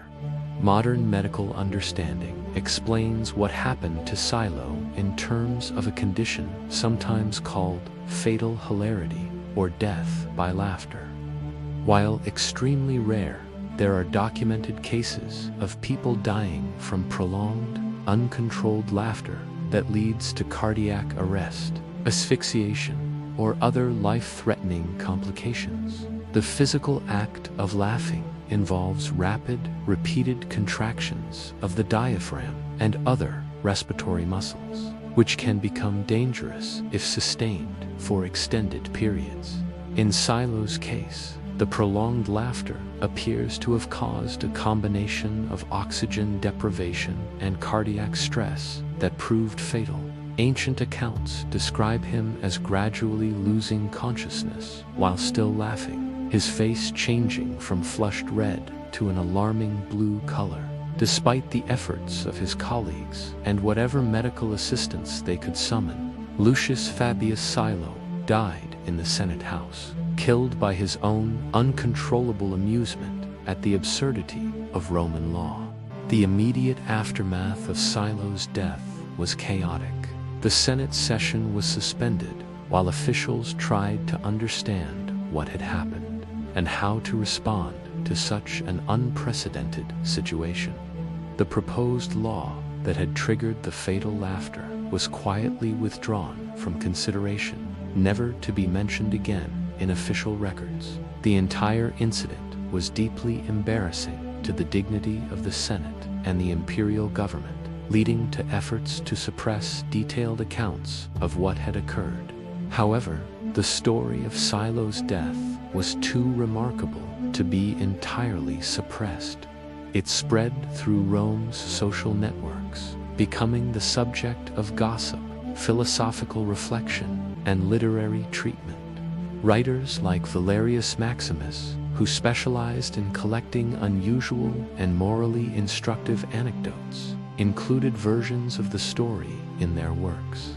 The tale also found its way into the collections of curious deaths that were popular among educated Romans. The story of Silo's death resonated with contemporary Romans because it perfectly captured the absurdities of their political system. Here was a man who had died laughing at the very laws he was supposed to help create and enforce, killed by his own recognition of how ridiculous the system had become. His death served as a darkly comic commentary on the state of Roman governance, where senators spent their time on trivial matters while real power resided elsewhere. Philosophers and moralists used Silo's death as an example of various lessons about human nature and social organization. Some saw it as a warning about the dangers of excessive amusement, arguing that even laughter could become dangerous if not properly controlled. Others interpreted it as a divine punishment for mocking the serious business of government, regardless of how absurd that business might seem. Still others viewed it as evidence that the Roman system had become so corrupt that even the gods were laughing at it. The legal implications of Silo's death were also significant, though they were handled with typical Roman practicality, since he had died while engaged in official Senate business. His family was entitled to various benefits and honors normally reserved for senators who died in service to the state. However, the unusual circumstances of his death made it difficult to know exactly which precedents applied. The solution was typically Roman. Officials simply ignored the embarrassing details and treated his death as if it had occurred from natural causes while performing his duties. The broader cultural impact of Silo's death extended beyond its immediate political and legal consequences. The story became part of Roman folklore, a cautionary tale about the dangers of taking either oneself or one's institutions too seriously. It also served as a reminder of the power of laughter to subvert authority and reveal uncomfortable truths about social and political arrangements. In the context of Roman literary culture, Silo's death inspired various works of satire and comedy that used humor to critique the absurdities of contemporary life. Authors like Juvenal and Martial, who specialized in satirical observations about Roman society, found in Silo's fate a perfect metaphor for the relationship between power and absurdity. The senator who died laughing became a symbol of the citizen who could see through the pretensions of authority to the ridiculous reality beneath. The historical legacy of Lucius Fabius Silo's death ultimately transcended the specific circumstances of his time and place. His story became part of the broader human tradition of gallows humor. The use of laughter to cope with the absurdities and contradictions of life. The man who died laughing at Roman law became a universal symbol of the power of humor to both reveal and destroy the pretensions of authority. Modern scholars have debated whether the specific details of Silo's death are entirely accurate, or whether the story was embellished over time to make it more dramatically satisfying. However, the basic facts that a Roman senator died from uncontrolled laughter triggered by the absurdity of a legal proceeding are consistent enough across different ancient sources to be generally accepted as historical. The enduring appeal of Silo's story lies in its perfect embodiment of the notion that truth can indeed be stranger than fiction. Here was a death that was simultaneously tragic and comic, revealing deep truths about human nature and social organization, while also serving as a source of dark amusement. The senator who died laughing became a reminder that even in the most serious and formal of circumstances, the absurd can intrude with deadly consequences. In the end, Lucius Fabius Silo achieved a kind of immortality that would have been impossible through conventional political success. His name is remembered not for any law he passed or speech he gave, but for the extraordinary manner of his death. He became history's most famous victim of fatal hilarity, the man who literally died laughing at the law. His legacy serves as a permanent reminder that sometimes the most serious things in life are also the most ridiculous, and that the line between tragedy and comedy can be dangerously thin. Part 7.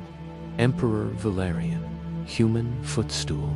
The year was 260 CE, and the Roman Empire was hemorrhaging at every frontier. Barbarian tribes pressed from the north, economic collapse threatened from within, and in the east, a resurgent Persian Empire under the ambitious Shapur I had begun reclaiming territories lost centuries before. Valerian had ascended to the purple in 253 CE, already an elderly man by Roman standards at nearly 60 years old. Unlike many emperors who gained power through military coups or political machinations, Valerian came from the old senatorial aristocracy, a throwback to the days when gravitas and dignitas still meant something in Roman politics. He was a traditionalist who believed in the ancient Roman virtues, a man who thought that discipline, organization, and Roman military superiority could solve any crisis. The Persian problem, however, was unlike anything Rome had faced in generations. Shapur I, whose very name meant King of Kings, had united the fractious Persian nobility under the Sassanid banner and transformed the Persian military into a formidable force. Unlike the Parthians who had preceded them, the Sassanids fought with coordinated heavy cavalry, sophisticated siege engines. They had already captured the strategic cities of Antioch and Carrhae, and their raids penetrated deep into Roman territory in Syria and Mesopotamia. Valerian's response was characteristically Roman in its scope and ambition. Rather than delegate the Eastern campaign to a subordinate, he decided to lead the largest Roman army assembled in decades personally into battle against the Persians. This decision would prove to be his doom, but at the time, it seemed like the only way to restore Roman prestige and halt Persian advances. The emperor's army was impressive on paper, perhaps 70,000 men drawn from legions across the empire. But numbers meant little when disease and logistics began to take their toll. The Roman force, marching through the harsh terrain of eastern Anatolia and northern Mesopotamia, was soon weakened by dysentery, malaria, and the scorching desert heat. Supply lines stretched impossibly thin, and local populations, many of whom had welcomed the Persians as liberators from Roman taxation, provided little support. By the time Valerian's army reached the vicinity of Edessa in 260 CE, it was a shadow of its former strength.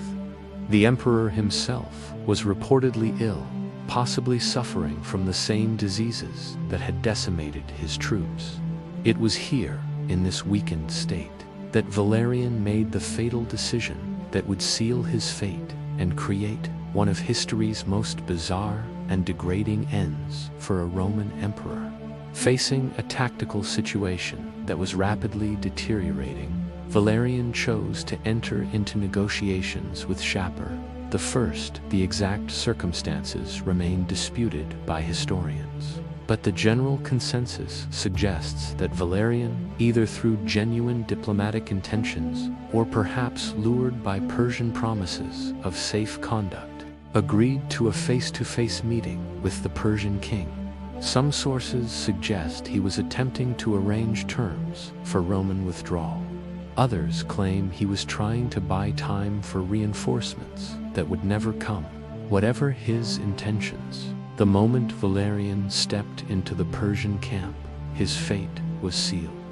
Shapur I, whether through premeditated treachery or opportunistic pragmatism, ordered the Roman emperor's immediate capture. The shock of this moment cannot be overstated. Never before in Roman history had a reigning emperor been taken alive by enemy forces. The very concept seemed impossible, a violation of the natural order that placed Roman Imperium above all earthly powers. But Shapur I was not content merely with capturing his prize. What followed was a calculated campaign of humiliation designed to demonstrate Persian superiority over Rome in the most visceral way possible. According to multiple historical sources, including the Persian king's own inscriptions and later Roman accounts, Valerian was forced to serve as Shapur's personal footstool whenever the Persian monarch wished to mount his horse. Imagine the scene: the former master of the civilized world, dressed perhaps still in the remnants of imperial purple, kneeling on all fours in the dust while the King of Kings placed his boot upon the Roman's back to step up into his saddle. This wasn't merely practical, it was theater, a living symbol of Persian triumph performed before Persian nobles, captured Roman officers, and any diplomatic observers who might carry word of Rome's humiliation back to the empire. The psychological warfare was devastating. Each time Shapur mounted his horse using Valerian as a step, he was making a statement that resonated throughout the ancient world. Rome, the eternal city, the empire that claimed dominion over the Mediterranean world, had been reduced to a piece of furniture for Persian convenience. The symbolism was so powerful that Shapur ordered artists to create relief carvings depicting the scene, which can still be seen today at Naqsh Rustam in Iran. For Valerian, the daily humiliation must have been unbearable. Here was a man raised in the highest echelons of Roman society, educated in philosophy and rhetoric, accustomed to being addressed as Dominus, and having senators prostrate themselves in his presence. Now he found himself literally prostrate beneath the feet of his enemy, his every movement a reminder of his fall from supreme power to abject slavery. The captivity lasted for years. Sources suggest anywhere from 5 to 10 years, though the exact duration remains uncertain.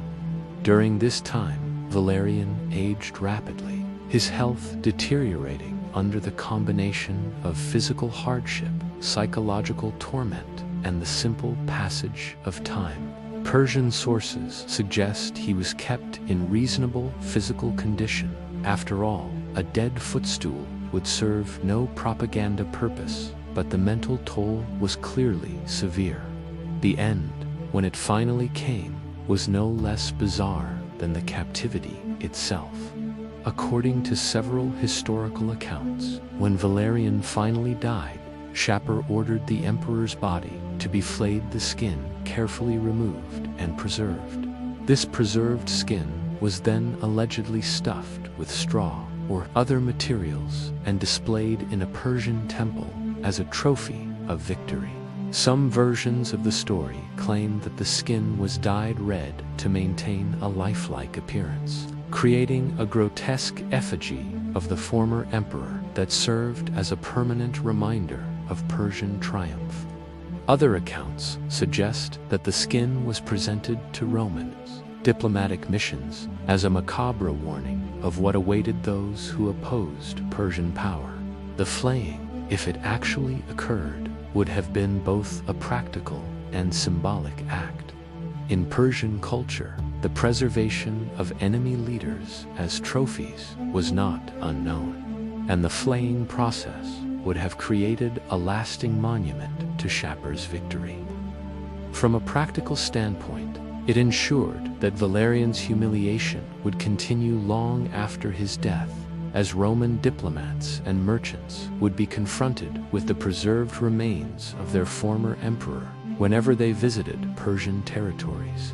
The impact of Valerian's fate on the Roman Empire was profound and long-lasting.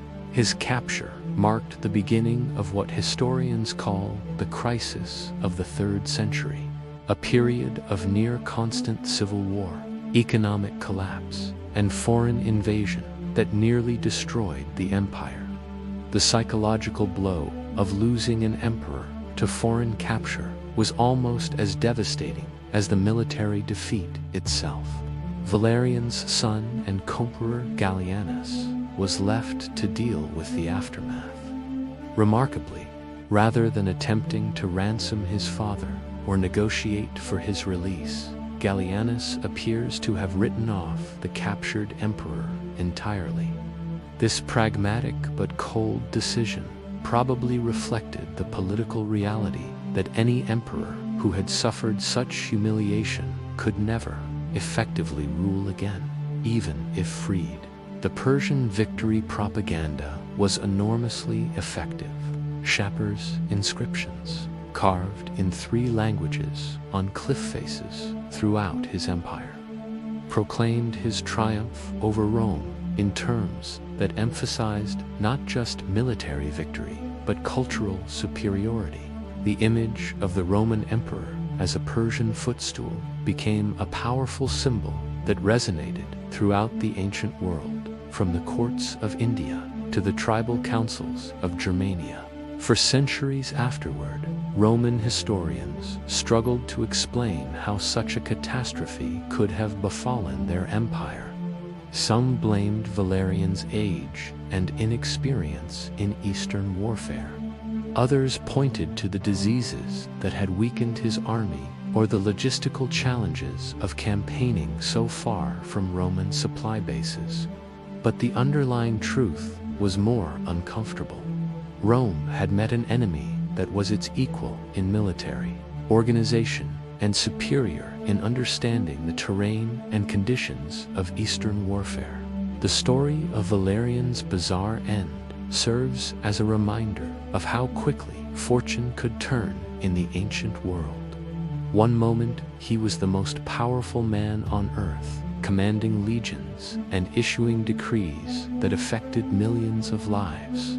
The next, he was literally beneath the feet of his enemy, reduced to human furniture in a display of imperial humiliation that would echo through history.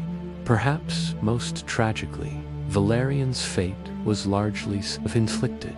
His decision to personally lead the Eastern campaign, his choice to enter into negotiations with Shapur, and his apparent underestimation of Persian capabilities all contributed to his downfall.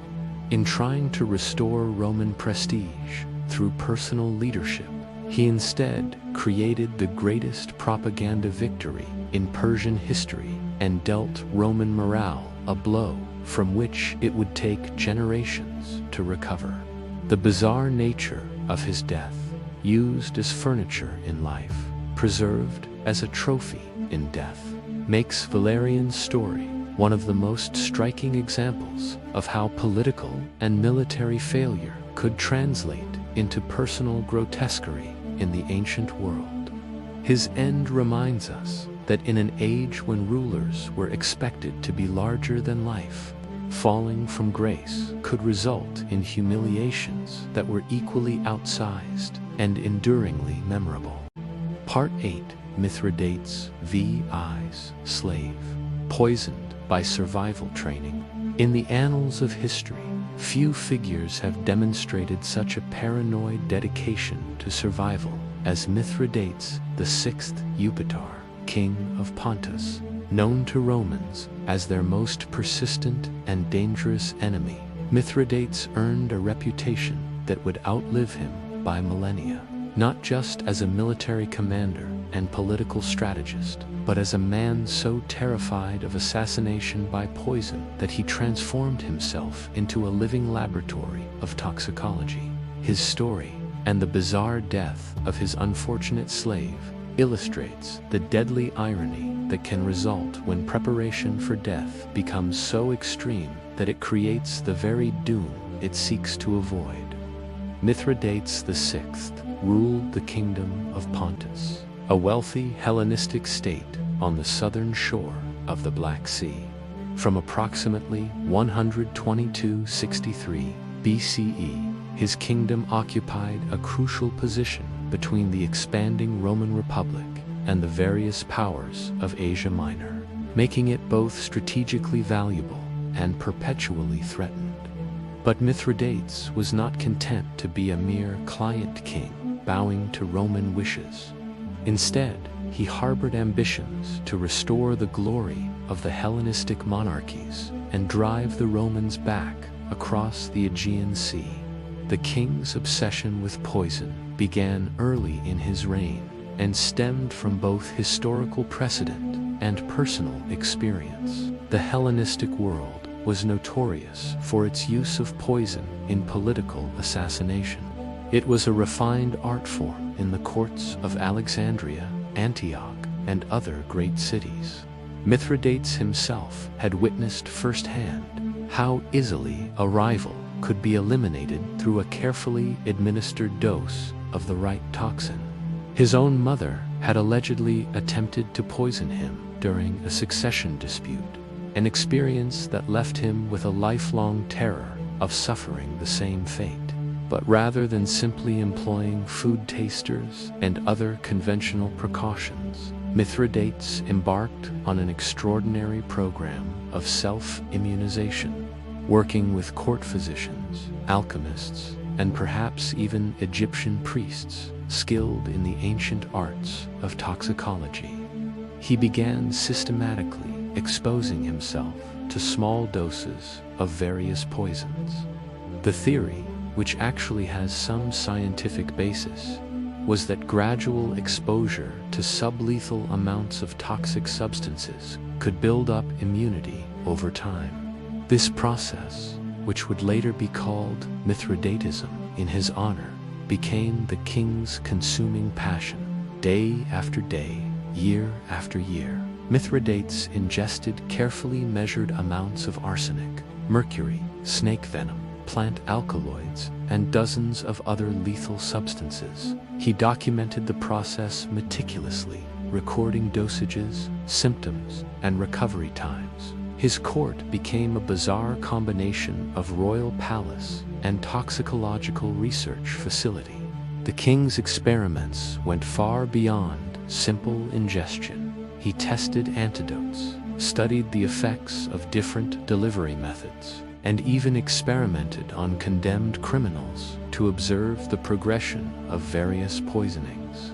His personal library reportedly contained the most comprehensive collection of toxicological knowledge in the ancient world, including texts from Egypt, Mesopotamia, India, and even distant China.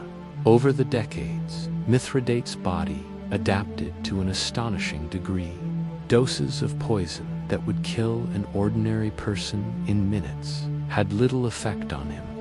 He could drink wine laced with arsenic as if it were water, handle deadly serpents without concern, for their bite, and consume plant extracts that would send most people into fatal convulsions. He had, in effect, transformed himself into a human repository of deadly substances. This immunity proved useful on several occasions. Roman agents and local rivals made numerous attempts to poison the king, only to watch in amazement as he suffered no ill effects from substances that should have killed him within hours.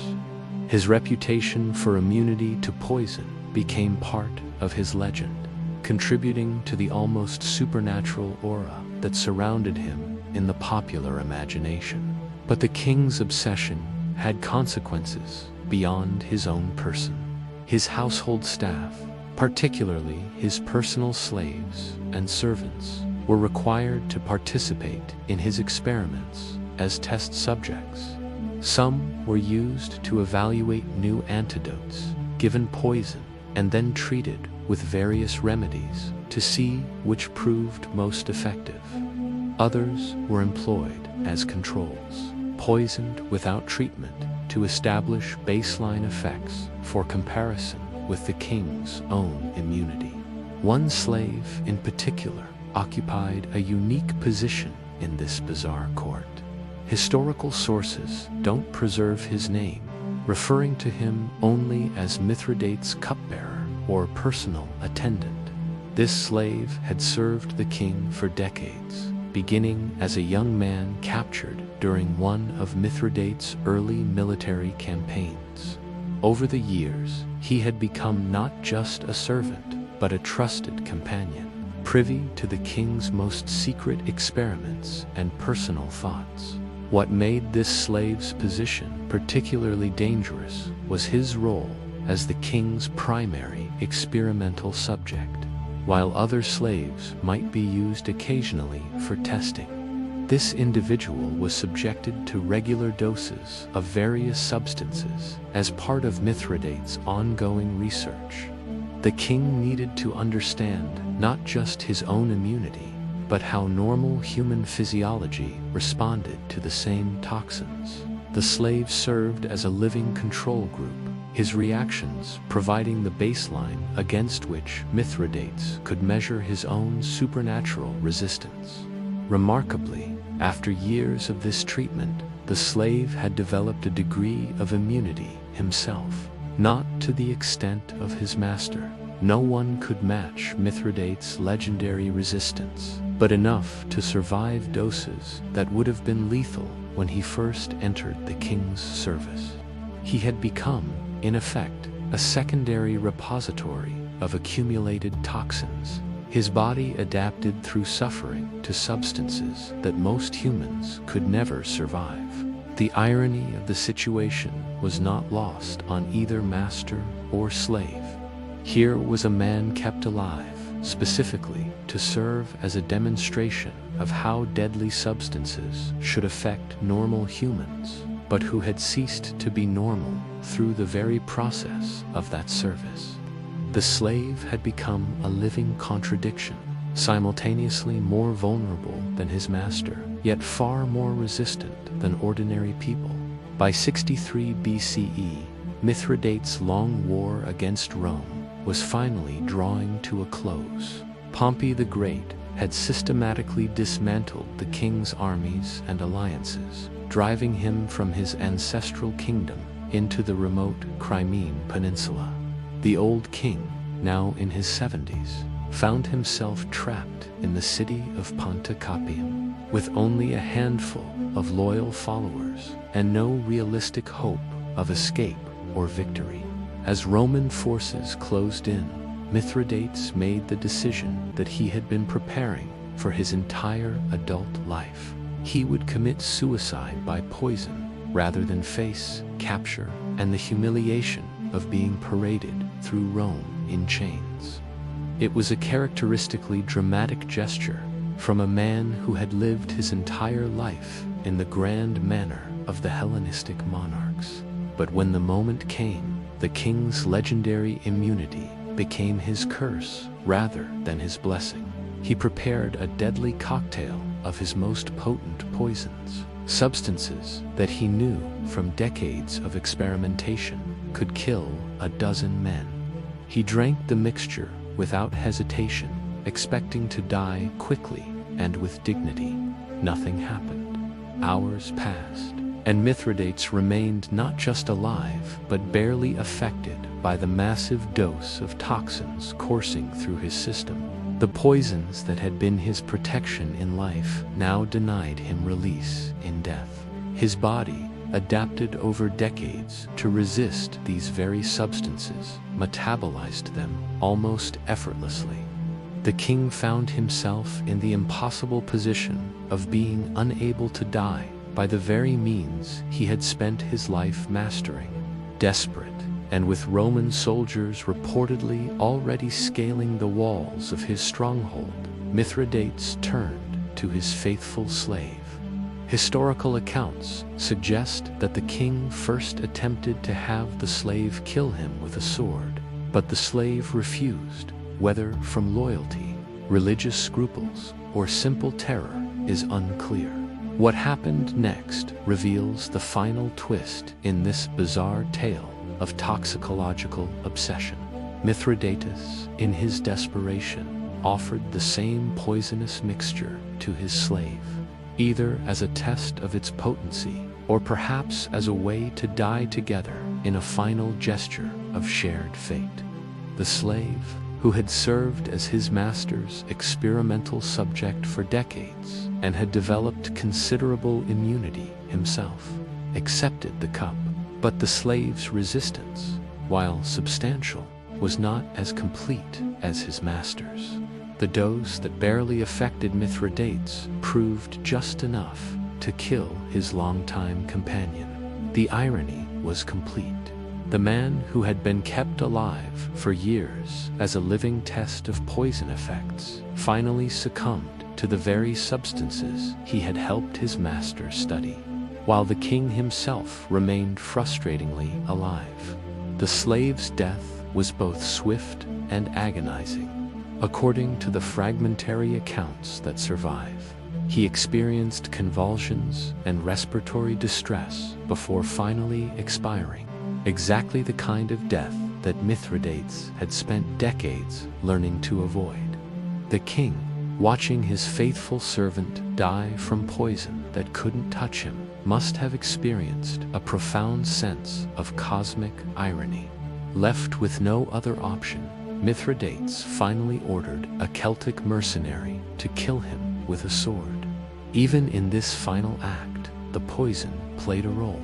The king's weakened state from the massive dose he had consumed, while not lethal, apparently made him unable to effectively wield a weapon himself. The death of Mithridates' slave represents one of history's most bizarre examples of unintended consequences. Here was a man who died not despite his master's preparations for survival, but because of them. His years of forced participation in toxicological experiments had given him just enough immunity to make him useful, but not enough to save him when the ultimate test came. The slave's story also illustrates the human cost of obsession. Mithridates' fear of poison, while understandable given the political realities of his time, ultimately consumed not just his own life, but the lives of countless others who were drawn into his elaborate experiments. The king's household became a laboratory of death, with servants and slaves serving as unwilling test subjects in a grand project of self-preservation that ultimately preserved no one. The toxicological knowledge that died with Mithridates was reportedly vast.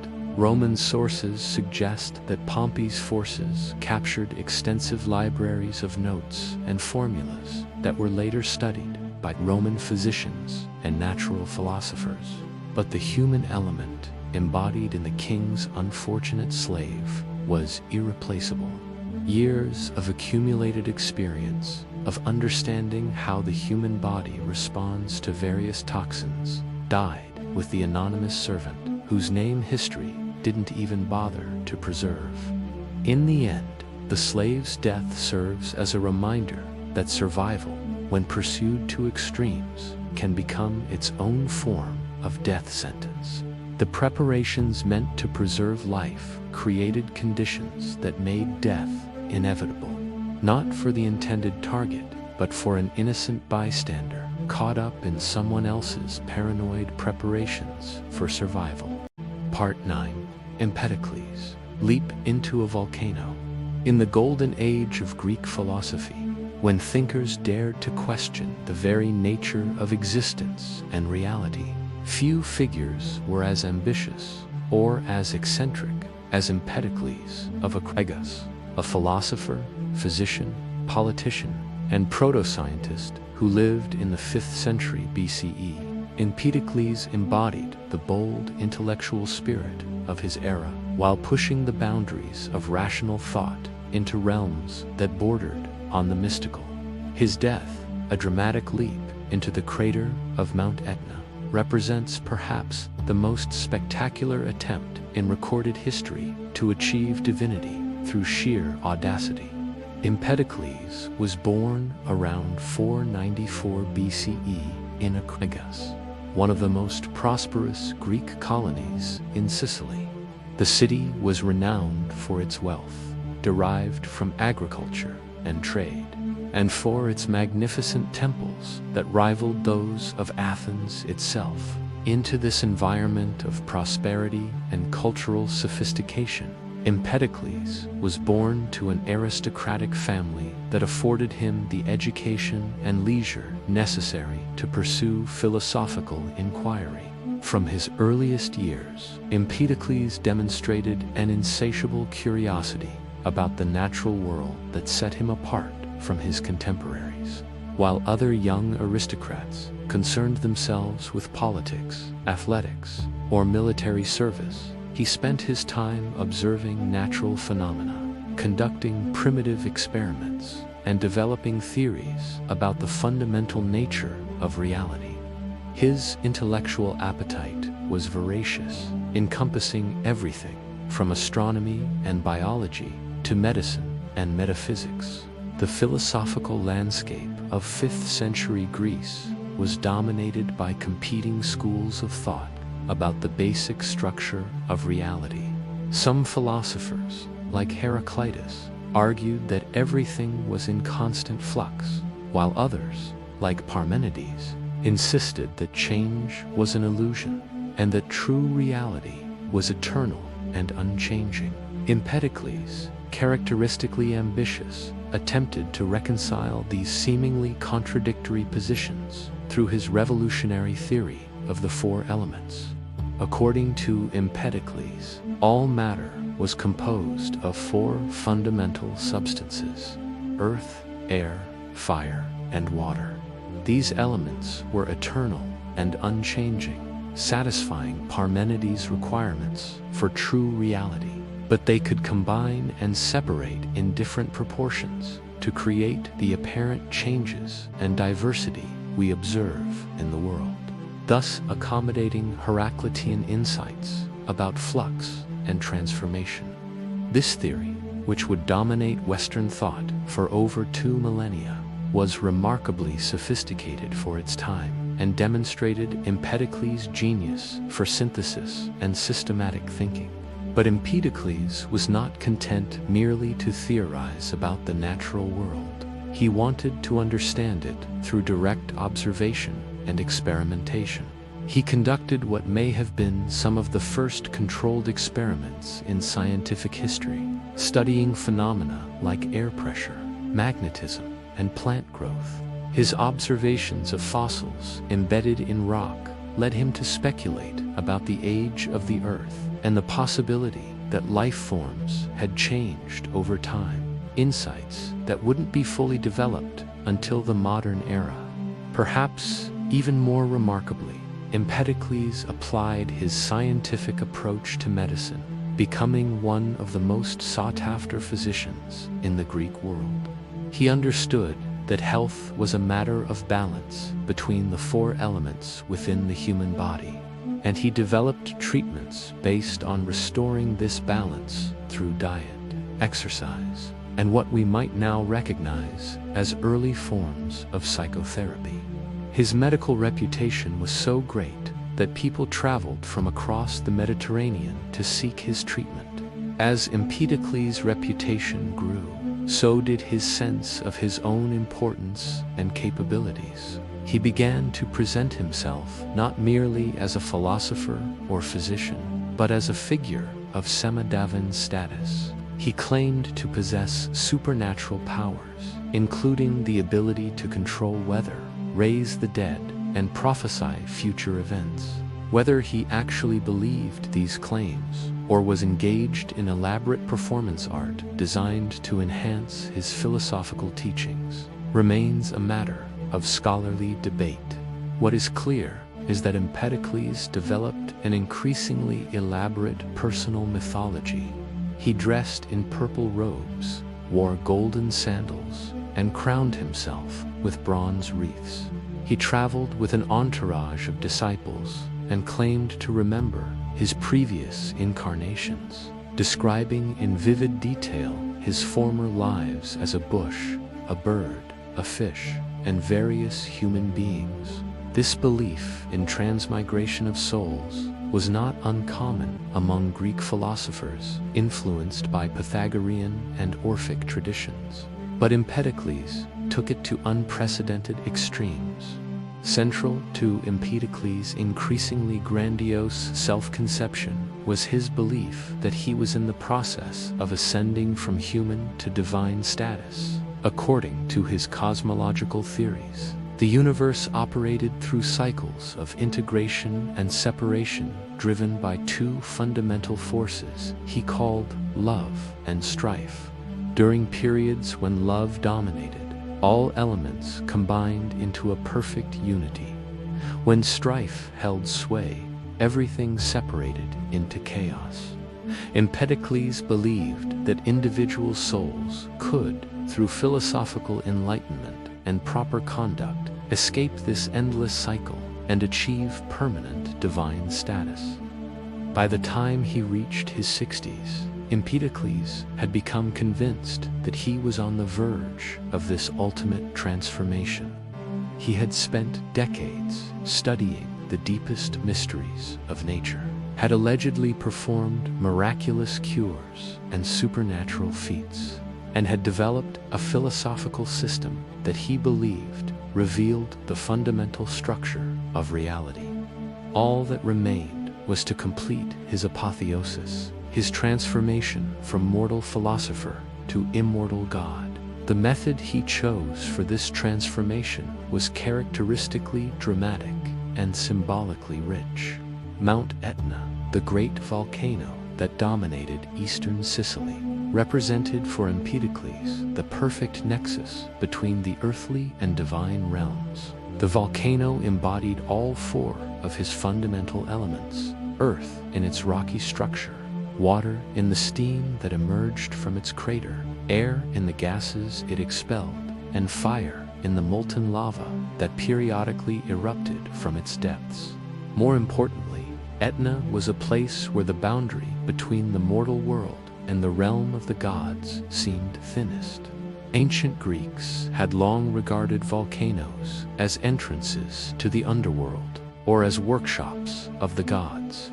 Etna specifically was associated with Hephaestus, the divine blacksmith, whose forge was said to lie beneath the mountain. The volcano's periodic eruptions were explained as the gods' work, creating thunderbolts for Zeus or weapons for heroes. For Empedocles, already convinced of his own divine nature, Etna represented not a place of destruction, but a portal to apotheosis.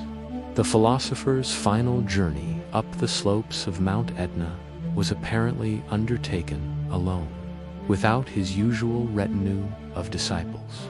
This solitude was crucial to his plan.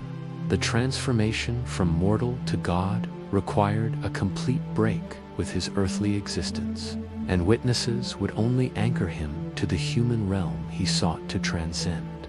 He climbed through the night. Contemporary accounts suggest that Etna was in a relatively active phase during this period. with frequent small eruptions and a persistent glow visible from the crater. The danger would have been obvious to anyone familiar with the mountain. But for Empedocles, the volcanic activity probably seemed like confirmation that the gods were preparing to receive him. The timing of his ascent was almost certainly deliberate, chosen to coincide with peak volcanic activity that would facilitate his divine transformation. Standing at the rim of the crater, with molten lava bubbling hundreds of feet below and poisonous gases swirling around him, Empedocles would have experienced a moment of absolute commitment to his philosophical beliefs. Everything he had taught about the nature of reality, the possibility of divine transformation, and his own semi-divine status was about to be tested in the most definitive way possible.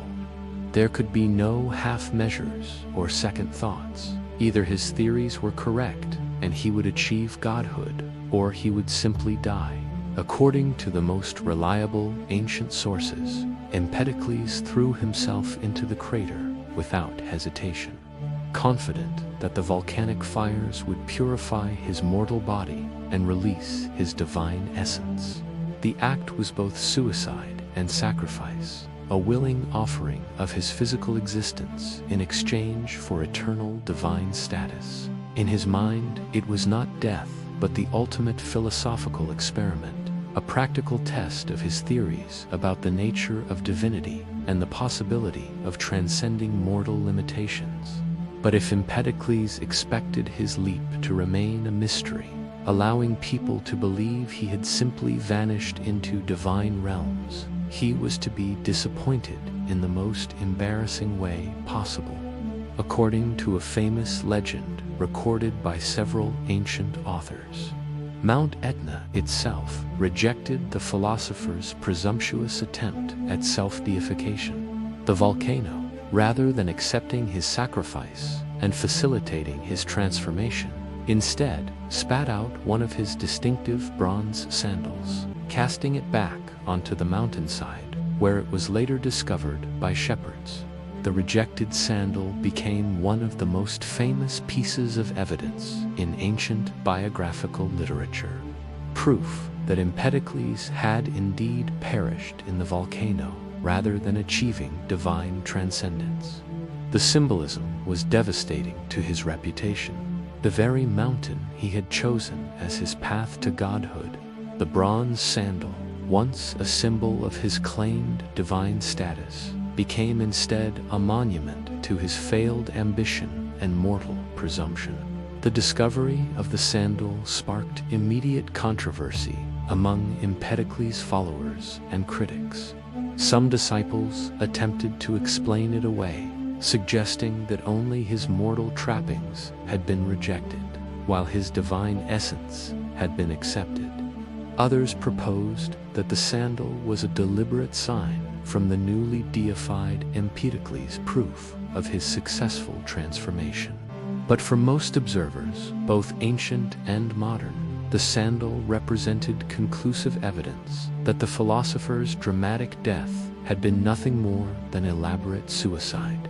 The irony of Empedocles' end extends beyond the mere failure of his apotheosis attempt. Here was a man who had made groundbreaking contributions to natural philosophy, had developed sophisticated theories about the physical world based on careful observation and logical reasoning, yet who ultimately abandoned scientific rationality in favor of mystical speculation about his own divine nature.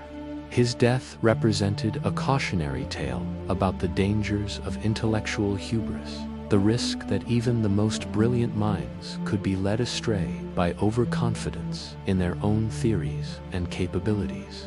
Moreover, Empedocles' volcanic suicide highlighted the tension between different approaches to understanding reality that characterized ancient Greek thought.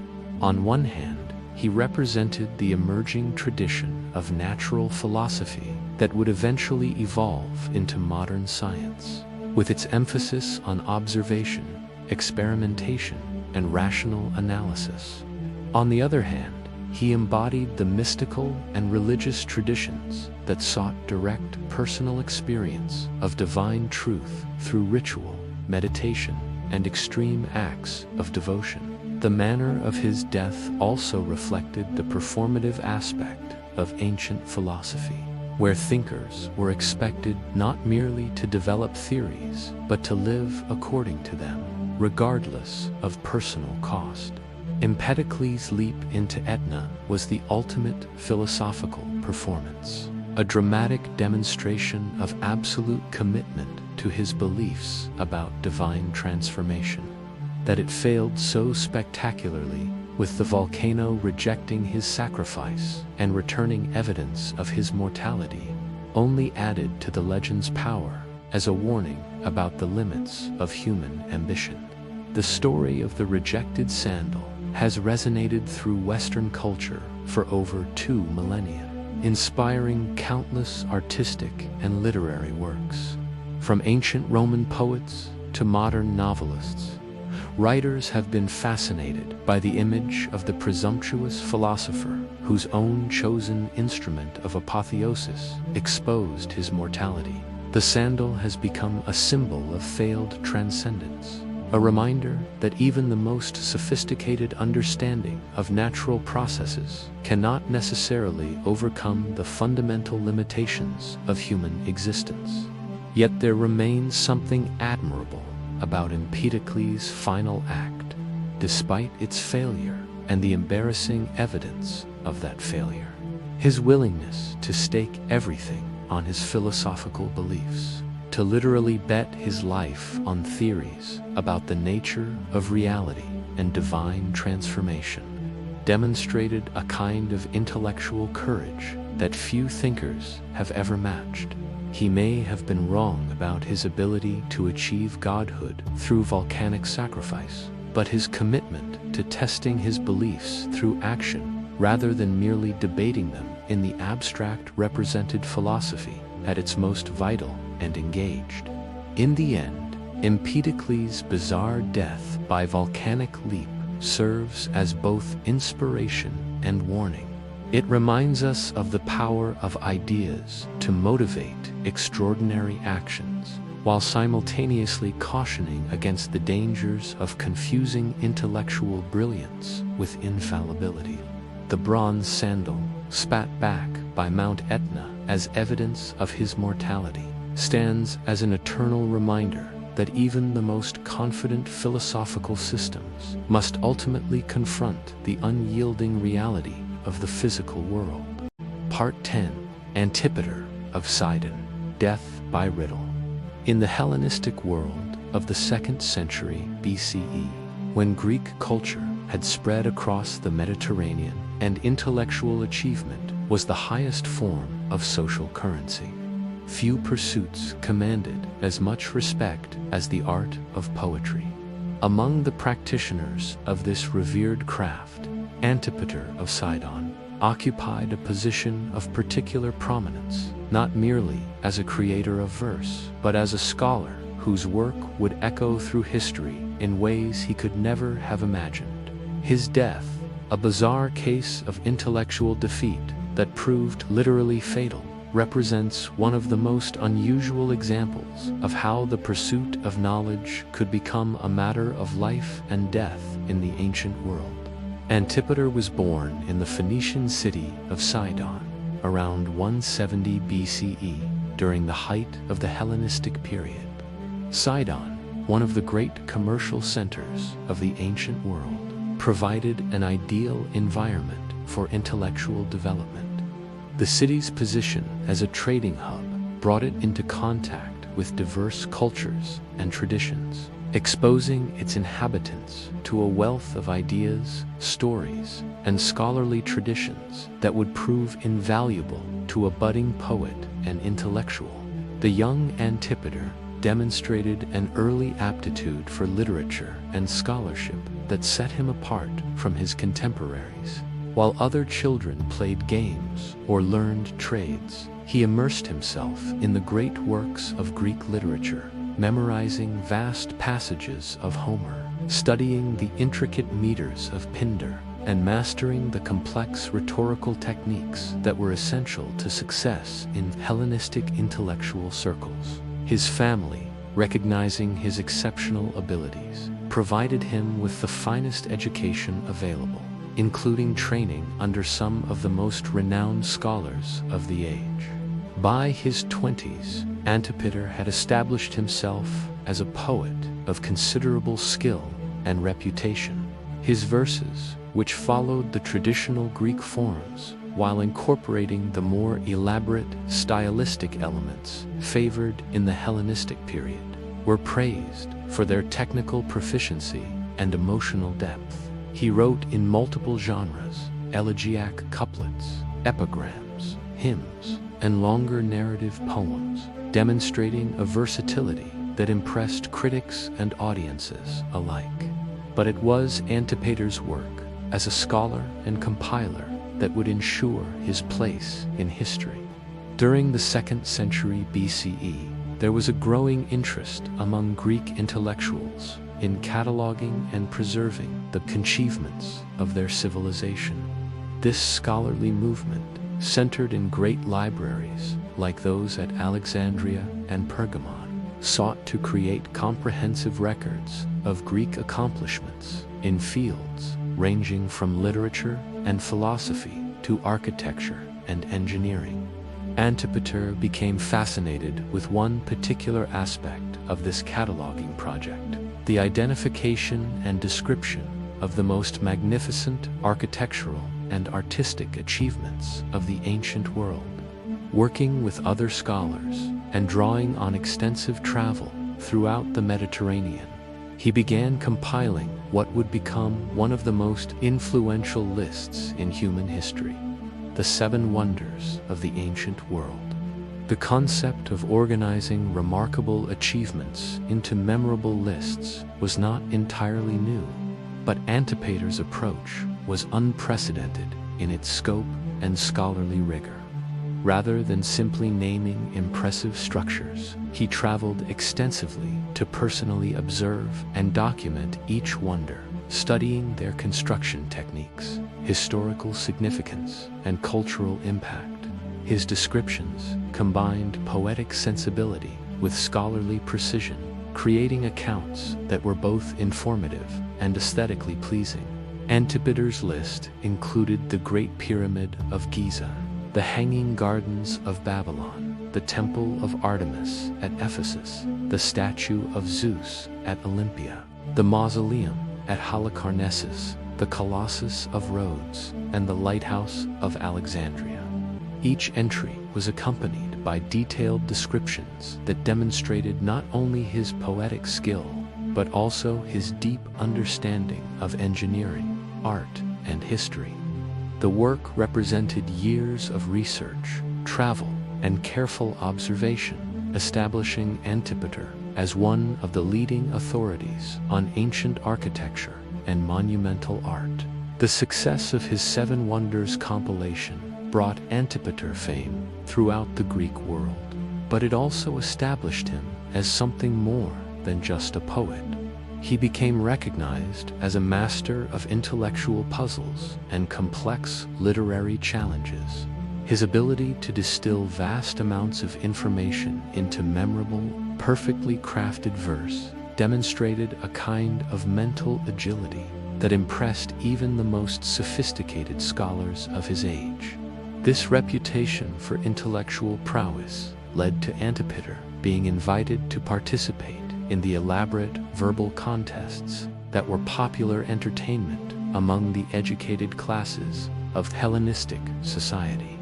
These competitions, which combined elements of poetry, philosophy, and pure intellectual gamesmanship, were serious affairs where reputations could be made or destroyed based on one's ability to demonstrate superior knowledge and mental agility. The contests typically involved various forms of intellectual challenge, impromptu composition of verses on assigned topics, analysis of complex philosophical problems, demonstration of knowledge in specialized fields, and most dangerously, the solving of elaborate riddles. These riddles were not simple word puzzles, but complex intellectual challenges that might incorporate elements of mathematics, mythology, natural philosophy, and linguistic wordplay. Success required not just broad knowledge, but the ability to think creatively under pressure and make connections between seemingly unrelated concepts. Antipater excelled in these competitions, developing a reputation as one of the most formidable intellectual contestants of his generation. His victories brought him not only fame, but also substantial financial rewards, as wealthy patrons would sponsor particularly impressive competitors, and successful participants could command high fees for private performances and tutoring. As his reputation grew, so did the complexity and stakes of the challenges he was invited to face. What had begun as entertaining diversions for scholarly audiences evolved into high-pressure contests where careers and even personal freedom could hang in the balance. In some Greek cities, particularly those with strong traditions of intellectual competition, failure in public contests could result in social disgrace, exile, or worse. The final and fatal contest of Antipater's career took place in Rhodes, the great island city that was home to one of his celebrated 7 wonders. He had been invited to participate in a particularly prestigious competition sponsored by the city's leading citizens and attended by scholars from across the Greek world. The stakes were enormous. Victory would establish the winner as the preeminent intellectual of his generation, while failure could mean professional ruin. The contest format was traditional but demanding. Participants would face a series of increasingly difficult challenges, with those who failed being eliminated at each stage. The final challenge, reserved for the last 2 competitors, would be the presentation and solution of a master riddle, a puzzle so complex and multi-layered that solving it would demonstrate absolute intellectual mastery. Antipater progressed through the early rounds with characteristic brilliance, dispatching challenges in poetry, history, and natural philosophy with ease. His performances drew enthusiastic responses from the audience and impressed even his competitors. By the time the contest reached its final stage, it was clear that he was the favorite to win, with only one other contestant, a younger scholar from Alexandria, remaining to face him. The final riddle, when it was presented, was unlike anything Antipater had encountered before. It was a complex, verbal puzzle that incorporated elements of mathematics, mythology, wordplay, and logical reasoning. The riddle was presented in the form of an elaborate story involving gods, heroes, and mythical creatures, but embedded within the narrative were numerical relationships, linguistic puns, and logical paradoxes that had to be untangled to arrive at the correct solution. What made the riddle particularly challenging was its multi-layered structure. Solving the surface puzzle revealed deeper levels of meaning, each requiring different types of knowledge and reasoning. The complete solution demanded not just finding the right answer, but demonstrating understanding of how all the puzzle's elements interconnected, a task that required sustained concentration and the ability to hold multiple complex relationships in mind simultaneously. Antipater approached the challenge with his usual methodical precision, working through the riddle's various components and identifying the key relationships that would lead to the solution. For hours, he labored over the puzzle, making progress on some elements while struggling with others. The audience watched in fascination as the great scholar wrestled with what was clearly the most difficult intellectual challenge of his career. As the hours passed, however, it became apparent that something was wrong. Antipater, normally so confident and articulate in his reasoning, seemed increasingly agitated and confused.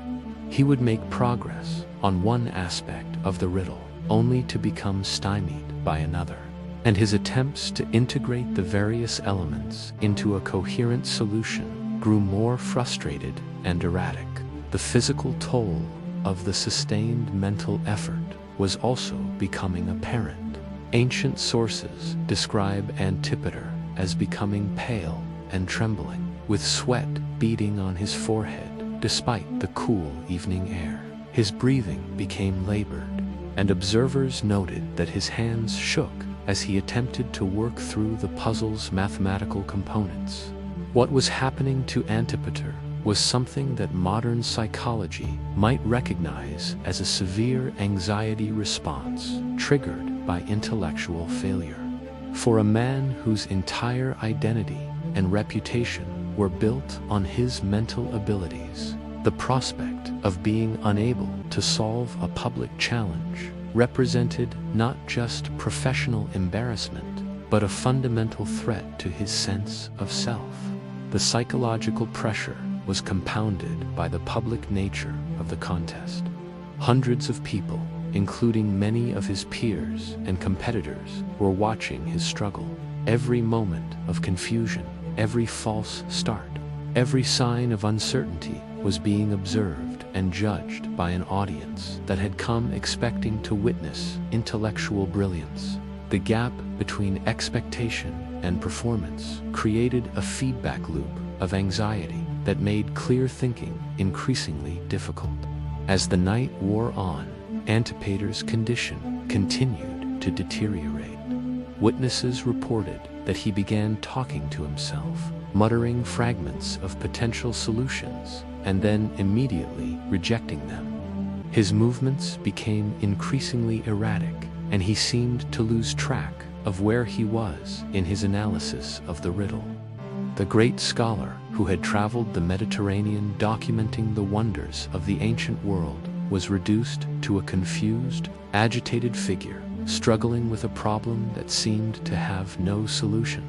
The exact moment when intellectual frustration became physical crisis is difficult to pinpoint from the ancient sources, but most accounts agree that Antipater's collapse was sudden and dramatic. One moment he was working through a potential solution to the riddle's numerical component. The next, he was clutching his chest and gasping for air.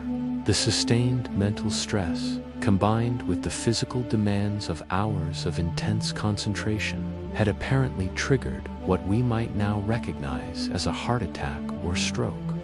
Modern medical understanding suggests that severe psychological stress can indeed trigger fatal cardiovascular events, particularly in individuals already predisposed to such conditions. The ancient sources, lacking our understanding of the connection between mental and physical health, attributed Antipater's death to the direct action of the riddle itself, as if the intellectual challenge had literally killed him through its difficulty. The poet's death created immediate controversy and debate.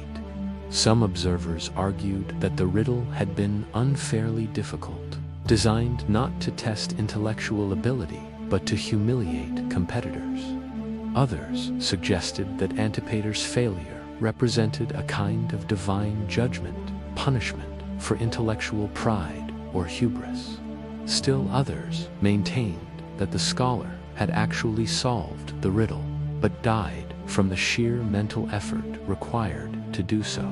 The riddle itself became the subject of intense scrutiny and debate.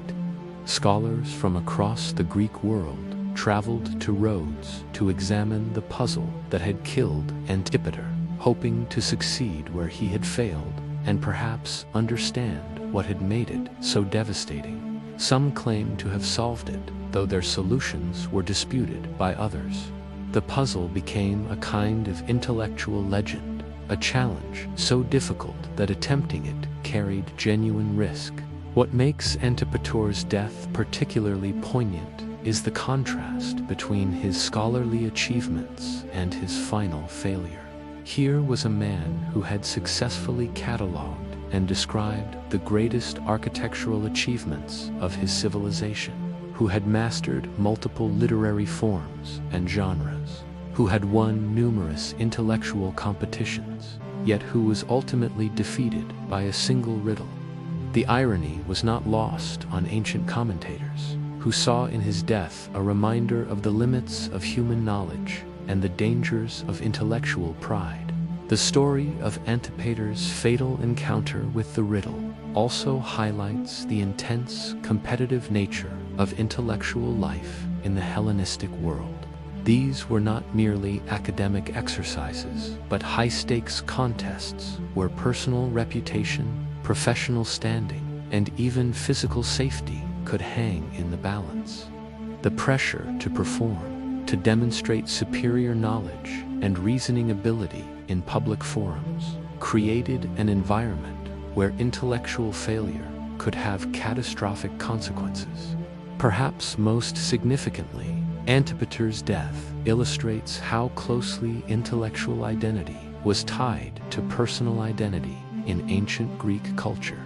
For a scholar like Antipater, the ability to solve complex problems and demonstrate superior reasoning was not just a professional skill, but the foundation of his entire sense of self.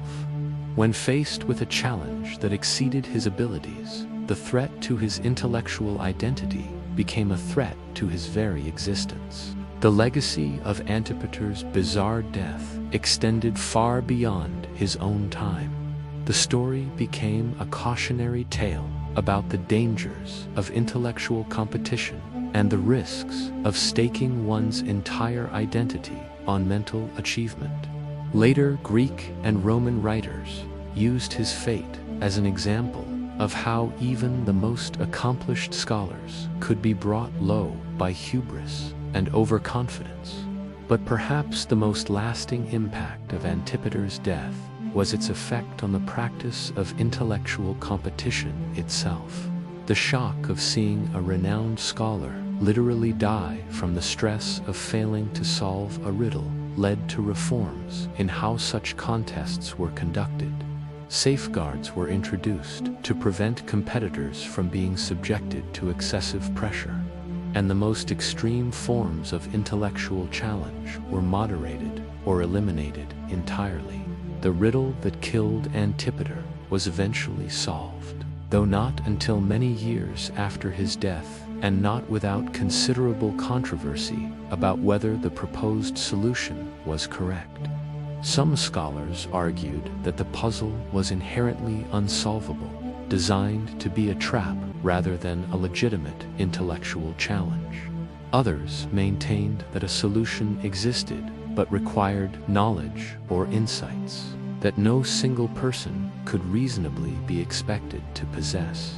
In the end, the exact nature of the riddle matters less than its effect on the man who died trying to solve it. Antipater's death represents one of history's most literal examples of dying for knowledge, not in the sense of sacrificing oneself for the advancement of learning, but of being killed by the very pursuit of understanding that had defined his life. The irony of his end, that a man celebrated for organizing and explaining the wonders of the ancient world should himself become one of its most puzzling and tragic figures, was not lost on those who knew his story. Antipater had spent his career making the complex comprehensible, distilling vast amounts of information into memorable and accessible forms. Yet he died confronting a puzzle that defied his considerable abilities, becoming himself a riddle that scholars would ponder for generations to come. His story serves as a reminder that intellectual achievement, however impressive, remains subject to human limitations. The same mental abilities that allowed Antipater to catalog the 7 wonders and compose brilliant poetry ultimately proved insufficient when faced with a challenge designed to exceed any individual's capacity for understanding. In seeking to demonstrate intellectual mastery, He instead demonstrated the boundaries of human knowledge and the dangers of forgetting that even the most accomplished minds have their limits. The death of Antipater of Sidon by Riddle remains one of history's most unusual examples of how the pursuit of knowledge can become a deadly endeavor. His fate reminds us that in a world where intellectual achievement was the highest form of accomplishment, failure could exact the ultimate price, not just professional disgrace or social humiliation, but life itself. You've just heard history's darkest whispers. If you're still listening, you're already part of the story. Subscribe before the next one finds you.